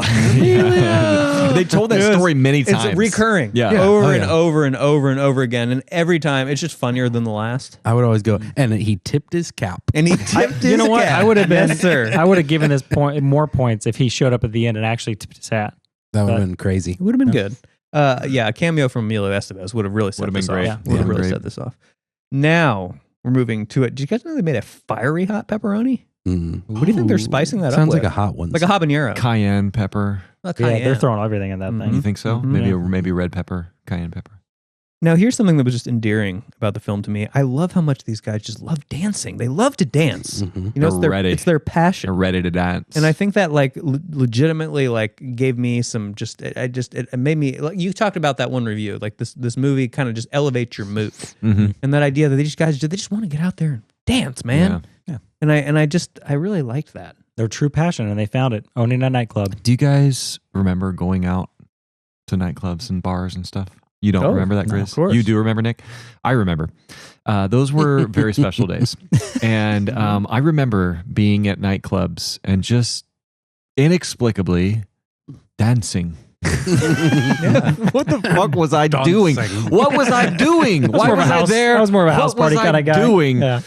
Nick, anybody have any funny club stories? Anybody like get yourself into a situation, got up on a stage or something, kind of get a little in too deep at a club, definitely. with the risk of canceling yourself a little bit? Definitely. Yeah. And these not for the public. I remember going For our so Patreon often. members. But you do have stories. Okay. Oh, I've got stories. I mean, my best friend Chris, thank you to you and your sister who was a dancer at these clubs in Broad Ripple that let us into a lot of places. So I appreciate that, but not my scene even back then. I just never want to see footage of myself at these clubs. I mean, you guys. Don't we wish it existed, though? I remember just grinding at the Vogue. I worked at a Nordstrom. And I remember one night I was like, "We're finna go out tonight. It's gonna be a special night." Oh, you were fin. We're finna go out tonight. It was my wife, my now wife, not then wife, was turning 21, so everybody's going out, right? And I was older than her, so we're finna. And I was like, "How am I gonna? I gotta get my drip on point tonight." So I bought like a $230 7 diamond shirt from Nordstrom. Oh, shit. And I wore it out to the club that night. I got no action, and I returned it the next day. It smelled like cigarettes, but they took it back. Wow. That's my. Kid, you. Yeah. We're clipping that for sure. It's statute of limitations. Yeah, it's a clip. I was an idiot. I was 21. I love that you returned it just reeking of cigarettes. There you go. I mean, I fully expected them to be like, no, but they took That's it. so So, good. And now you have a list of 25 most quotable movies. yeah. I like that my litmus test of the shirt wasn't like how good it looked. It was like, what action did I get like wearing this shirt? It probably it was had the opposite effect that I intended, I bet. Were you smoking basics? Camel Lights. Oh, okay. Yeah. Do you like it? Oh, yes. Black. Okay. Chicken, broccoli, and cheddar. Gotta put some broccoli in there. We're getting a little We healthy. should tame here. it down Simple. a little bit after that last story. Let's bring it back down a little bit. We got all the viewers And horny. Let's talk. Well, this one's not going to help with that, Ben. That's not going to help with this at all because we're talking Greco. Oh shit! Okay. And I just want to know: did you guys watch 21 Jump Street? Were you guys? Into I that? didn't. No. I did. I was aware of it. Ben but I watched didn't. it. Thanks. I love Ben. that movie. Yeah. I'm not as old. No, I'm talking show. about the You're talking about, he's talking about on the TV, show with TV Johnny show. Depp. Oh Yeah. No, It ran like Oh, three, God. I watched four the Nobody movie. watched 21 Jump Street. It was a show like it was like what Johnny brought Johnny Depp up in It was like popularity. like It kind was of in the 90210 days. Wasn't Yeah, like 90s wasn't show. Greco the higher of the stars and Depp? Well, Greco was the man. He was the main guy. Ran 21 Jump Street. And then they made a movie which was actually pretty good. yeah, the movies. The They made movie's 2 hilarious. movies. Yeah, they had 22 Jump Street. Yeah. I was pleasantly surprised that the movie's good, but no, I never watched the series. Okay. Well, But I know it's good, and I know it's like huge. You know, in 21 Jump Street, they bring Johnny Depp into it. yes. So Philly steak and cheese. Now I noticed these gentlemen in this film. They wear a lot of silk, including silk boxers. Did you guys ever go down the silk boxer path? Nope, never. I did. Never. I may I have did had for it. like Did a few you? weeks. I You guys may or may did? not have had one I did pair too. of those at some point. So I'm the only guy amongst us who's never worn silk. Yeah, you're What not am a I silk missing guy. out on? Not Oh, much. not much. Not a whole lot, It's buddy. not. It's very on, flowy. on paper, it feels like it's not going to be great. great. Not great for But workouts. in- Not in great for real- sleeping at night. Not great for anything. Not great underneath There's jeans. Probably not a lot of support happening. Zero support. Zero support. But just kids, stick with cotton. Okay. The silk boxers are way overrated. They're not great. How about robes? Did you guys do a robe? Mhm. The silk robe? Anytime I'm in a hotel. Ben, I can picture you with like Yeah. a nice kimono. Oh yeah. Yeah. Robes in a hotel. Yeah, with like a big vibe. dragon on the back. I wish. That would be amazing. Not a big robe guy. No, no one's Used to into the have a robes. robe, but it wasn't silk. Yeah, maybe before the bath. You I mean, kinda at a put the high-end robe on. hotel, yeah, maybe. Yeah. I like to wear things for a bit. I just don't think there's ever a situation in my life where a robe is. I'm either dressed or I'm in the shower. Like, when is a robe? What's the robe? I feel like it's like, I for mean- me, it would be like right after you wake up. Like you're Yes. just in your boxers, you're rolling out of bed, it's cold. Yeah, you don't want to fully get dressed. Yeah, you don't want to put on all the You still wanna clothes. be and you warm just and put cozy. on a nice Yeah. But I robe. just You've never stayed in a $3,000 I just night hotel fully and get gotten- dressed. Like I wake up, brush my teeth, get dressed. But Like think I about how don't much know. less work it would be to just But- put on a robe. But and then go when do back you to the decide? When are couch. you sitting there and you're going? Now it's time to get dressed. About Like, three- when does that about happen? 3 p.m. After you Oh, finish your okay. 3 coffee, p.m. you read the paper. Here's what you know. happens. I might try it. I go I mean, work all now. day. I go True. back to the hotel. Mhm. I get in. I go shower, put on the robe, boxers, scroll movies for hours. Yeah. Yeah. It's a great time for a robe. Is for right after you wake up or right before you're going. I to will bed. say, Yes. anytime I've ever worn a robe, that's the only thing I have worn. I can't picture it being on top of any other article of clothing. So that's kind of. Thanks for Well, sharing yeah, that you're with not- us. Yeah, thank you. No, I no. got that mental picture. You gotta wear it perfectly. above a Yeah. suit. That's true. It's like you're already Yeah. wearing something. Why put something else on? I usually Anyway, let's put go a to the bathing next hot suit on pocket. underneath my robe. So Orange chicken hot pocket. Yeah, we can go orange chicken. That's That'd be fun. fun. Why not? Yeah, why not? The teriyaki crust. What do you got there? How about Mhm. okay, so this movie features some and I'm interested what you guys have to say about this. Some kind of small over-the-ear headphones, which are not a thing anymore. I don't see anyone wear these anymore. Mm-mm. They're The kind little of like, foam. because you've either got the Mhm. full ones like we've got on right now, or you've got the earbuds, like the Apple earbuds, but you don't see those in the middle, those little kind of like, $50 sized kind of, headphones that have the metal band across the top. Like why not? Anyone? They make them now, but they're vintage and they're expensive. Yeah, and they probably close in the sound horribly. They Yeah, just well, there's bleed no out. closing in the sound. Yeah. It's just Well, yeah, but that's not the point. I mean, I feel like it's a nice kind of medium between the two, and I never see anyone. I see people all the time with the over the ears and the earbuds. I never My see suspicion anyone. is the pressure on the ear, because when you've got an earbud, there's no pressure on the ear because they're individual, and then when Sure. you've got these, the pressure is not on the ear; it's around the ear. But if Okay. you had ear headphones that were putting this tension from this connector onto the actual ear, I feel like that would get a little bit fatiguing. I'm gonna Yeah, tell you, maybe. they're very weak though. Like it's Yeah, but here's the thing: they it's like look a small cool. person trying Because to if strangle you're you. just like walking down the Yeah. street with like these on, you look like a jackass. Yeah. And the earbuds are fine, but they fucking fall out, and they're just I don't like them. Yeah. So I feel like And it's these are kind so of a much nice heavier. medium. Yeah. Like I don't know. you should I bring just it don't. back. I don't see them. We should bring it back. You should. But you're the designer. You designed some kind of small. I'm telling you. I mean, I did They- work they at do- Klipsch they do for a little have 'em. while, There and you they go. made some really cool, unique headphones. They do have them. They also are making cassette players again, and they're so thin. It's literally like holding a cassette. It's like that. Yeah, I'm that sure. small. It's very cool. I do not doubt it. Okay, steak and cheddar. Mm-hmm. Sure. Did you do that already? No, Doesn't we matter. haven't done that one yet. Okay, who cares? This is our show. We're all made up. I want to talk physical comedy. Brian loves it. Yeah. Mhm. I love it. Brian already talked phones. Mhm. Just slamming every phone everywhere. so It's good. great stuff. We love that, Kattan. But the one that really gets me, the physical comedy moment that really makes me laugh in this movie is actually right after the first couple phone slams where Molly Shannon is talking to Will Ferrell kind of out by the van, and they're loading the van. And he's throwing the shit into the slamming van. every Oh, plan, so just good. just Throwing those winging plants. him, just yeeting that shit. That was Yeah. right great. into the van. It's because he's mad that Will Ferrell's talking to And her. Will's putting him in so gently. Yeah. The whole It's yeah, he just is yeeting in that scene. fucking hilarious. So good. again. 10 I mean, like, that's 10 like- points just for Kattan's physical comedy. That is always an LOL moment for me. Okay. Let's talk sausage pizza, and this is just about as tasty as a sausage pizza. Yeah. We both gave 10 points for Chris Kattan. I just didn't realized. notice that. I forgot you wrote that. I had given plus 10 for Chris Kattan. Actually, you know what I want this sausage pizza to be? I want to give a quick refresher on our scores because I don't think anyone knows. It's a train wreck if you've been following along. Grizz, you're at what? I was at 11 plus 5. What were the pluses 1. for? What were the pluses the for? 11, 10 was for Kattan. 1 was for the did you touch my ass joke? Mm-hmm. And then plus 5 was for music. Mm-hmm. And then another plus 1 was for what are you doing here at the wedding when his son lived in the boombox at the wedding? Mine was the 59, and then I added 2 for this 2 was for the theme, the deep theme of like sort of like whatever you want to do in life. And I didn't even remember what this one was. We'll have to go back and check. I think maybe. No, because I was telling you to add it for the women. I added 2 for just the women. Okay, yeah, that's right. I finagled you, so I'm at a 63. Yeah, and I added 1 for the deep theme as well, 80. so I'm at a clean 80. 80. Yeah. Wow. Yeah. And I'm at a 28. I thought it was 29. No, he didn't push it up for you.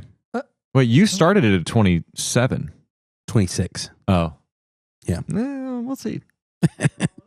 I know we all changed. Nobody knows what's happening. It's all a mess. Yeah. Well, that's the show. Okay. So, chicken pot pie. Guys, do you remember? I'm calling back to Craig. Remember Craig, the personal trainer? Oh yeah. And he brings up power bars. Do you guys remember power bars in the mid 90s? Boy, those tasted like shit. Yeah, they taste like cardboard. They were nasty. Those bars taste so much better these days than they used and to. Yet, they were everywhere. They were ubiquitous. Filled with fake sugar. Everyone had a power bar in their kitchen. I remember the logo of that. Yeah. Oh my gosh. When was like the moment that America just realized these taste like shit? Yeah, probably that we refused to eat them. When there was a competitor at some point. Good alternative sweeteners. Yeah. That's what brought it to life. Speaking of that guy, there's a really funny scene in the movie I love when Chris Kattan and Will Ferrell aren't friends anymore, and he goes to the club with that guy, with the gym guy. Mm-hmm. And Chris Kattan is so fucking mad. They're sitting at that club, and he's just pissed. He's angry, and like everything that happens, he's so annoyed and so angry. I just had to call that scene out. Great scene. Love scene. it. Agreed. Also, that guy is from Scary Movie. Mm-hmm. Yeah, he's kind of a character actor. Yeah. Okay, beef taco. Hell yeah, beef taco. I want to talk Speedos. Mm-hmm. You guys have a Speedo? Nope. No, I've never had silk. I've never had a robe. No. Never had a Speedo. You're missing out on life, but man, I sure am. You wasted a lot of those years smoking, didn't you? Mm-hmm. Cigarettes. Yeah. Ben, do you have a Speedo? No, never. I feel like Speedos were big in like the 90s. How and then cool they would kind you of have looked with a cigarette? I had Speedo? silk boxers, but never a Speedo. Didn't quite have a great body back in those days. Well, that's kind of the point of the Speedo. Yeah. You have a great body, you don't wear a Speedo. Well, I mean, A Pierce Speedo Brosnan is just to be and just Mrs. gross. Doubtfire has a great body with a great Speedo. Have you guys seen, by the way, the horror movie trailer cut of Mrs. Doubtfire? No. It's so good. absolutely I'll check it out. Yeah, it's great. Check it out on YouTube. We love All the right, YouTube. Brian, this barbecue recipe with white meat only. Mm-hmm. Okay. White meat. Chicken. White barbecue. Is just for you. Okay. Wow. And I wonder if you notice this, I'm going to be impressed. Mm. There was a pinball machine in the back. There was. He there was. saw I it. did notice it. It was dance. I have it written down here. Mm-hmm. It was inspired by Saturday Night Fever, but it was not called Saturday Night Fever. It was called shit. I can help This you. is the most excited I've seen Brian. Is it shit? Is it Dance Fever? Where Nope, did I you're hang close. on. I got it. It's in. I had a pinball machine. Disco Fever. There it is. Disco Fever. Pinball machine. Disco Fever. I saw it and I loved it, and I forgot I actually was going to add a point for that. So can I get the marker? Yeah, I have it right here. Yep. Thank you. Because a pinball machine always gets at least 1 point. Yep. So we're at a 64. We're at a Nintendo 64, which is exactly where we need to be. And so that was a 1978 Williams. And can I also just tell you, Brian, a fun fact about that machine? It was the first Williams machine to feature speech. Oh, cool. Cool. That was right around the time when they were switching from electromechanical to solid state and adding the speech. So yeah, cool stuff. Mm-hmm. Mm-hmm. Mm-hmm. Okay. Mm-hmm. Let's move on. Glad you called that out. Of course. How could I not? So Brian, you're at 64. 64. That feels so right. Mm-hmm. That's perfect. Cheddar cheeseburger.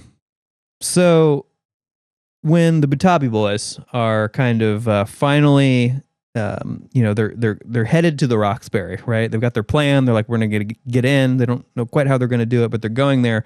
And Steve, he just breaks down on the way, right? And no, you have to take control. Hey, hot lady. And he smashes the thing. I just love that breakdown. It just gets me every time. It just makes me laugh. Agreed. It's great. It's great physical acting. But it doesn't go off the rails. It stays. It almost does. It could have, but it doesn't. It doesn't. I'm going to tack on one other bit that always gets me every time to this cheddar cheeseburger.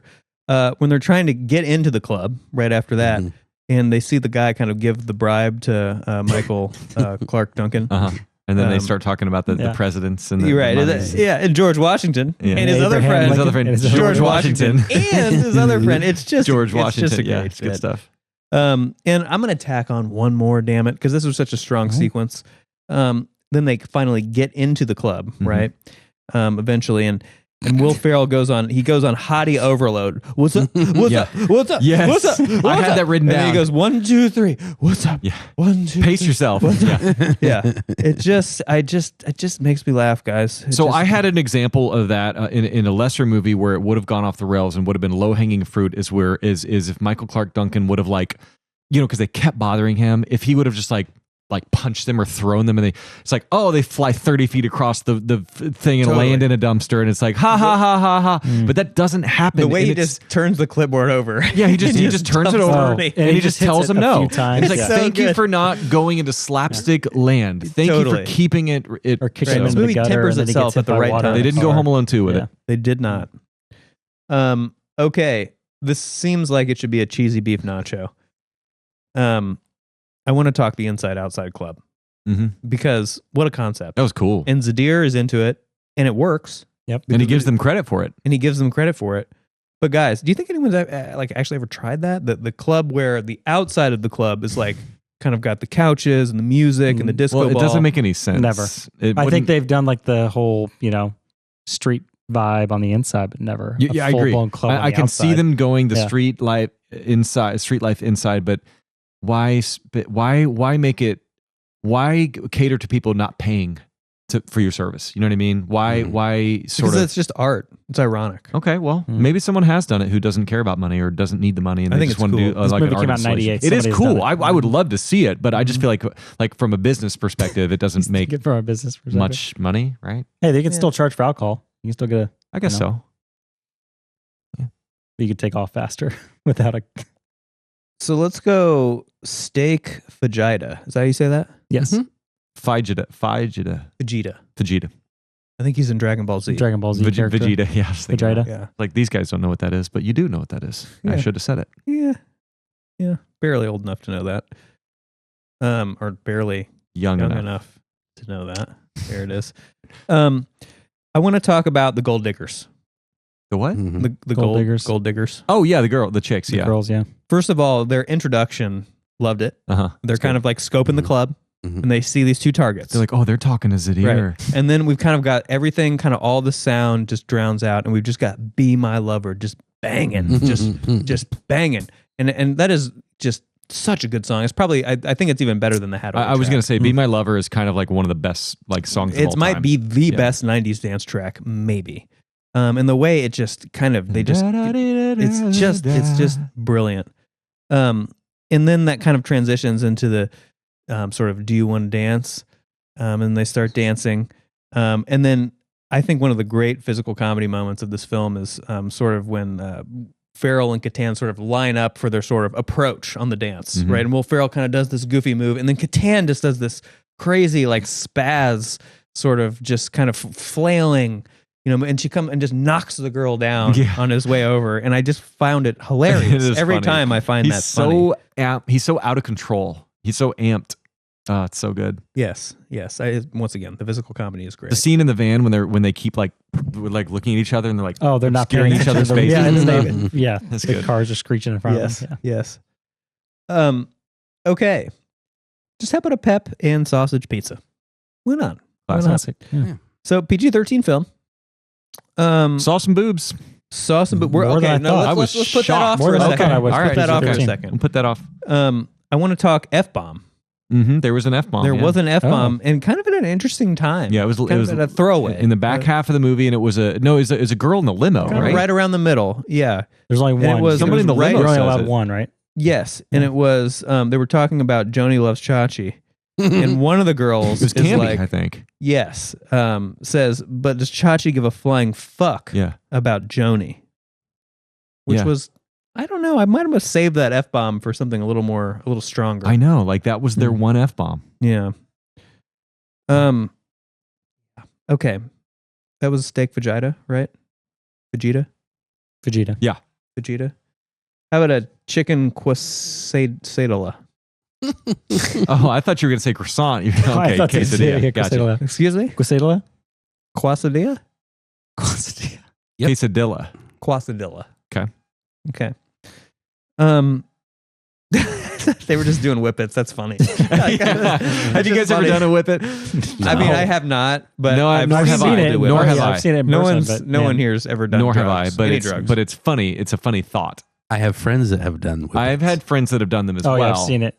Yeah. Yes. And let's just push this into, because Brian, you were already going there, and kind of how this movie kind of pushes the limits of PG-13. Sure does. And I'm going to tell you something. I've seen this movie a bunch of times. I don't know how many times. I saw this movie in the fucking theater, by the way. Wow. But I've probably seen this movie, 10-ish times. Wow. And theater, jeez. Yeah, in the theater. Respect. Yeah, thank you. I probably did too. Yeah, of course you did. Yeah. So I never noticed until this last watch at the pool party scene. There is just this chick just hanging out with her cans. Her cans are just hanging out. I didn't notice it. It was in the shadows, topless. and I didn't notice it. How did I never see that until this watch? Well, I watched it on my 88-inch mini LED that's hard to TV, miss. and so I was like, "There's that." PG-13. I mean, you can get away with that. There were a lot in that whole party scene. I was just like, I had to go check the rating. PG-13 movies with boobs is like, I mean, I can count on like one hand. Yeah, I can't. There's very minimal amount. Of honestly, those. the only one that comes to mind is Hackers for me. Titanic. Yeah, Titanic that's was a big good one. Yeah. And that's a big scene with boobs. Yeah. Big boob scene. Yeah, big boobies. It's artful. Boobies. It is. It's interesting because it kind of, it's like, how can you get away with stuff? And there's probably a lot of political things that go on with all that. Sure. I wonder if it was because of it wasn't the main focus of the scene. It was in the background and passing. I don't know. Yeah. So let's go bacon cheeseburger. Okay, here's one of my favorite quotes from the movie. Pew! I could not stand this.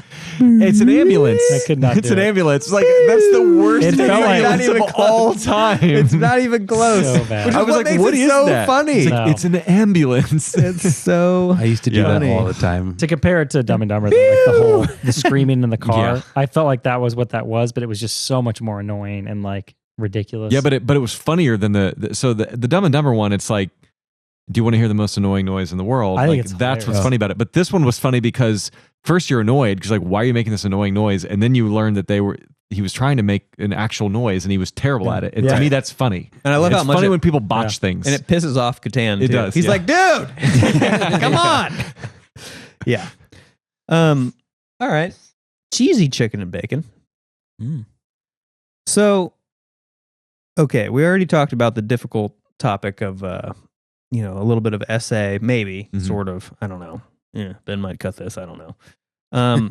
But then kind of when the guys get the girls home, right, and they kind of find out it's their first time, then they're kind of essayed.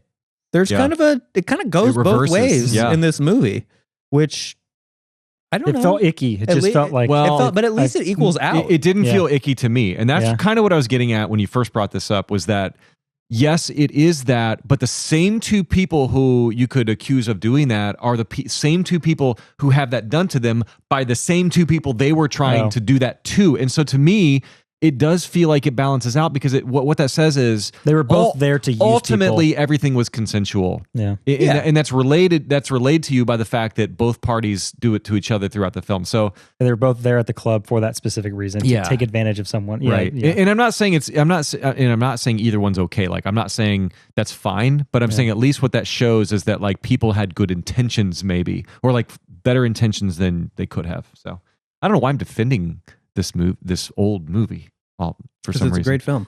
I do. Yeah, it's a 64. Yeah, you scored it an 80. That's right. I might be going up to an 81 here. Is it in your top 100? We'll find out. No. It's the third best Will Ferrell movie. Yeah. I've only got one Will Ferrell movie in my top 100. Garlic chicken pizza. Our commander-in-chief gets a shout out. He does again. Yeah, Trump. Yep. In this film. Sure does. Doing the Macarena with Donald Trump. I loved it. Hunting for money. Yeah. Love it. Just saying it. Jalapeno steak and cheese. That sounds delicious. Caliente. Very caliente. I kind of want one of those right now. Mm-hmm. Did you guys catch? So when they're the Butabi boys are in the elevator at what's his name? Starts with a Z. Zadir. Going to go visit him, and there's like this elevator music remix of "What Is Love." Of What Is Love. Yeah. They do kind of this slow head nod, like that. That's just that subtle shit that I'm into. Like I thought that was hilarious. That's another point, Chris. They did it in a way that did not take me out of the movie because it was kind of meta and silly. I appreciated that And joke, but I won't give it another point for that. They remixed that song 3 times in this film. There was another time on the beach when they're walking and they play like a different version of it. So they remixed the shit out of that song. I love it's this, the slow head bob too. I know, I did too. It was so great. Oh, and then they make I always thought that was a funny character choice too. After they get off the elevator, they were like, "Did you notice what we didn't do? We didn't hit on the girl that was in the elevator." Yeah, with that's them. right. I was like, "Oh, that's cute." Like, there's like these cute moments where I'm like, "Oh, maybe they're like their characters changing." But There's then a they little just character arc for him. Yeah. How about a chili cheese dog? I've heard this one's discontinued. Whoa, that sounds good. Which is a shame. And I want to talk butt cuts because Will Ferrell's got one, and Chris Kattan kind of has one. Do you guys ever have a butt cut? What? A butt cut? What is Yeah, a that's butt where cut? your sorry, let me put my thing that your bangs kind of go apart like that. It's the butt cut. part down the middle part. A middle part? I've never had a butt cut. No. You guys didn't call that I the butt did have cut? a butt cut. I never heard of I a never butt called cut, it that. but I did no. not have that either. This is the mid to late 90s when Yeah. Because it looks like a butt. Jonathan guys. Taylor Tynan. Yeah, I got you. I'm with you. No, You're yeah, following? we know. No, I'm not casting Did judgment. you guys not go to middle school? Like this? Like what? I had one for 1 year. Yeah. JTT was The butt hot at cut the was time. hot. Like remember when like on Home Improvement? Yeah, I feel like Jonathan Taylor Thomas. JTT Yeah. had a He was butt hot. cut going. I know the hairstyle. I just didn't know it was called a butt cut. Yeah. Yeah, that's what we called it. I don't know. My hair was too curly for the It's butt your cut. fancy private school, middle school. Yeah, that you went to. geez. I couldn't have a butt cut, and I was always devastated. Oh, I had one. I'll find a picture Okay. for you later. Yeah, it made me sick. My mom, I was like, "Mom, straighten my hair. Give me a butt cut." And it Straighten just my wouldn't- hair. Wouldn't happen. I had curly hair. Now I have no hair, so fuck it. Bucket. Anyway. Okay. What was that? A chili cheese dog, or Yeah. is this Yeah, the chili, Chili cheese cheese. dog? That was it. What about just a simple? How about just chicken? Just chicken.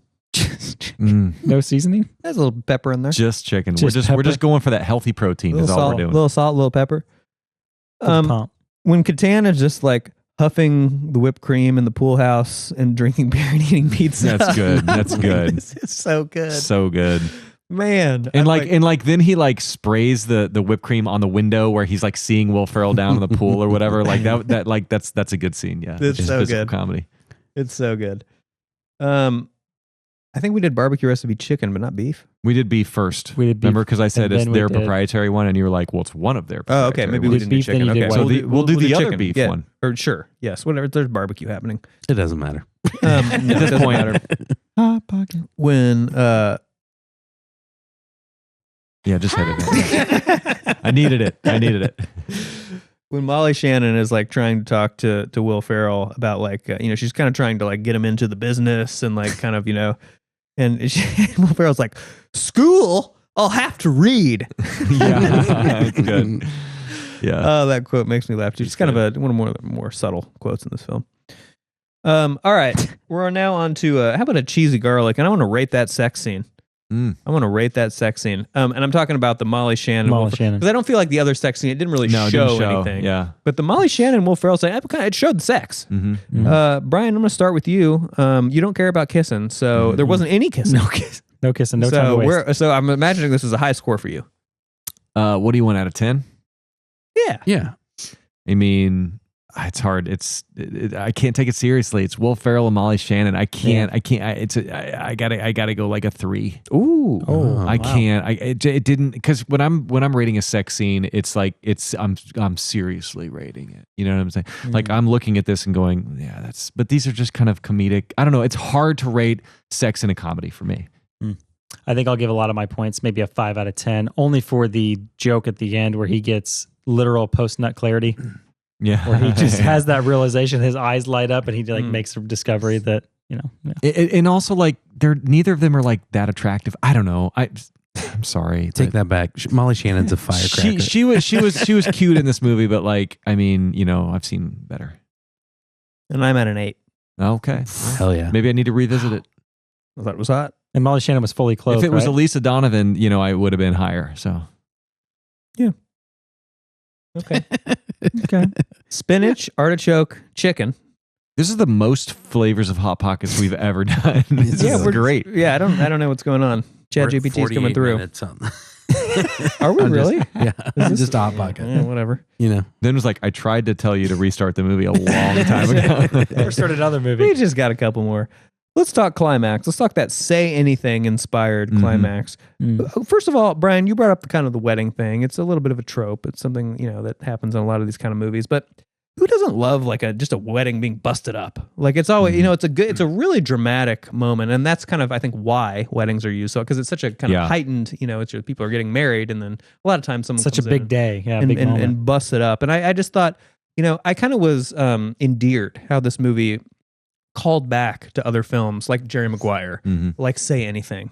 So I don't know.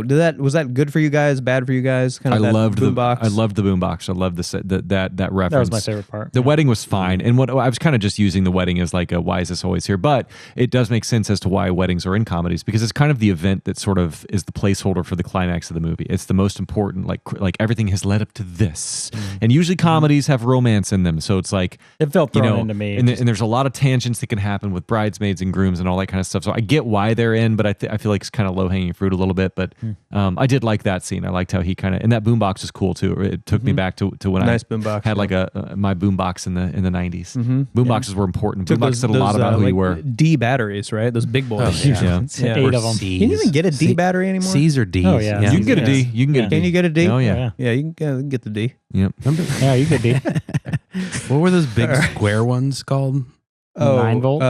No, you're talking about I think that's right. 9 volt. Well, 9 volt were the 9 small, volt the small rectangle ones. That was a square. Yeah, they're talking about like the big ones with the terminals, like on the the ones that you had to put into. Yeah. You put like in a big lantern or something. What were those? Oh yeah, like a C battery. Yeah, no one knows what those. No one knows what those were. Those are like mystery. Those were like double D batteries. This is what our podcast is. We're talking about this battery talk. Sponsored by Exopod. Yeah, it's sponsored by Exopod. We only talk about Captain JT Marsh. Yep. If you get that reference, you're special. Okay. Love JT. He's fearless leader. Yeah, he's got such a cool haircut too. I always wanted the JT. I wanted the butt cut first, and then I wanted the JT Marsh cut. The JT with with that big stripe on the side. It was so cool. His hair was cool. I'm going to end on a Southwest style chicken. We did it. I want to just say how much I love how this movie tied back to the credit vixen at the very end. It was the final twist. I think any good movie has a final callback. You got the climax. You were talking and all about that this happens. in a recent episode. Yeah, we were. Yeah. And this movie, in the very final scene, has a final twist that is a great callback to the credit vixen. And here's the best part: is that we already talked themes and arcs, of course, but Doug is now mature enough to handle this relationship with this woman who is kind of the perfect fit for him. He's toned down enough, she's toned up enough, and now they're at the perfect point. And his brother Steve is obviously kind of at the perfect temperature for the hottie cop. Yeah. Right? It's perfect. So the way that just kind of comes full circle, like once again, if this would have happened at the start of the film, think about he meets the credit vixen in the first scene of the movie. He would have just tried to hump her, and then it just would have been... Yeah, she would have been turned off immediately. She would have been turned off, and that would have been it for him. Yeah. But he's kind of made this transition, this sort of... That's interesting. I never really thought about that part of it. Yeah. Yeah, and so he's kind of figured out how to approach a woman and have potentially a relationship with a woman after kind of going through all of that for the first time. And I honestly, guys, I think for a movie that's just a stupid fucking comedy, I think that's a nice finish. Yeah. I agree. I think it was perfect. Brings it all together. I loved how it connected everything and buttoned it up. Yeah, for sure. And that's how we do Southwest style chicken around these Good job. fucking parts. Southwest style chicken is secretly Nick's Tharks. That's right. That's right. From now on. That's right. And that's what I've got for Hot Pocket. So guys, let's give some closing thoughts on this film. Overall, I think you guys raised my score quite a bit. I mean, I went from 11 to 17, so that's a high bump up in percentage. But a lot of just the same thing over and over again for me, but I can't appreciate Kattan, physical comedy. I mean, the music was super great throughout the entire thing. But you guys made me love a lot more about this. Good. So I'm glad to hear that. And I'll say, if you remember our Half Baked episode, go back and listen to Half Baked. That's a great episode. Early episode. I don't remember any of it, but go back and listen to it. I rated that a little lower because similarly to this movie, it was really funny and I enjoyed it. But I feel like Half Baked went off the rails and just was ridiculous. It just was too ridiculous, and there was nobody there going, well, maybe we should not do that weird thing or whatever. Somebody was working on this movie who had a good head on their shoulders and went, yeah, this is crazy and goofy and based on an SNL skit, but let's just not go off the rails. Let's treat our audience a little smarter. And I really gave the movie a lot of points for that. Awesome music. And then very singular in focus and just fucking funny. You remember when the dad was like mad and somebody was talking about, I don't remember who it was that said it was a jungle theme, and the dad said, "You're a jungle theme." Yeah, it's just funny. That's funny. It's funny how the dogs are named Captain and Tennille. Yeah, too. that's funny. Come on, just the details. The details. Remember when Steve was like, "Why are you Mount St. Helencing on me right now?" Like, that's great. Who came up with that? Yeah, good job. I like good line. So yeah, and then Chris Kattan. We watched the movie here on mute while we were doing this episode, and everything he does, all his face, he's so good. Like even on mute. Yeah, I wish whatever happened with him or wherever he's at. It's sad because like. To me, he was the shining star of this movie, and he really held it together and was so earnest in his performance of this character. He went all in and just like gave it his all, and good for him. It was really. I don't good. think there could be any question. This is Chris Kattan's best film. Yeah, agreed. Yeah. I mean, it's this or Corky Romano. Let's be serious. There's like two, right? Corky Romano. It's wild to think he did not explode, and Will Ferrell went off and just became the hit guy in comedies for a decade plus. Yeah. Mm-hmm. Okay, so I just want to say it's super notable that we all raised our scores on this film. That's very notable. This is a feel-good film. Yeah. Right? And it's a one-trick pony. But that one trick is a great trick. It's a fun trick, and it's funny. And you can stretch it to 78 minutes. And also this movie it's deeper than it seems. We've talked about the themes and the arcs, and it's actually it doesn't do anything crazy or really off the rails, but if you just want to look at how like you write a screenplay, like this one follows the rules. And I think for a comedy, oftentimes that's plenty to just follow the rules of how a screenplay should go. So I think this is a great comedy. I really do. And I think I totally understand why you would hate this movie and think it's stupid, especially if you don't have any appreciation for like 90s dance music. Like, you're gonna probably have a hard time with this movie. And also while we did rename the film, I think A Night at the Roxbury is a perfect title for this movie. Totally, I agree. And you know what's also funny? I always just kind of thought this movie was just called Night at the Roxbury. I agree. Yeah, but it's A Night at the Roxbury. It's very memorable. Roxbury, But ironically, they have multiple nights at the Roxbury. I know, but it should just be called Night at the Roxbury. Yeah. Whatever. Fun movie. If you like stupid, goofy SNL flavored, and I will actually, I'll go so far as to say, is there a better SNL skit movie? Wayne's World. Oh, Wayne's World. Wayne's World is better. But I can't think of very many more. Wayne's World is so definitely this is the 8th in the SNL movie library. Okay. Really, only 8. It's 8. All of the films. Do you want me to list them real quick? Yeah. Let's hear it. We got Blues Brothers, Wayne's World, Coneheads, Wayne's World 2 is Pat, Stuart Saves His Family, Blues Brothers 2000, A Night at the Roxbury, Superstar, and The Ladies' Man and MacGruber. Oh, wow. Okay, MacGruber's great. MacGruber's great. MacGruber's I put pretty MacGruber funny. third. Blues Brothers is pretty good. The first one. It's fine. That'd be fourth. But I don't. Yeah, it's not better than this. I go Wayne's World, Night at the Roxbury, and then MacGruber, and then Blues Brothers. Yep, I'm with you on that. Yep, totally. All right. We are on social media. Yeah, check us out. Go to criticalmasspodcast.com and you can follow us on Instagram, TikTok, Apple Podcasts, Spotify Podcast, YouTube, email. And MySpace. We're everywhere. And MySpace, we're friends with Tom. Yeah, still friends with Tom. Just like you are. Our top 4. That's right.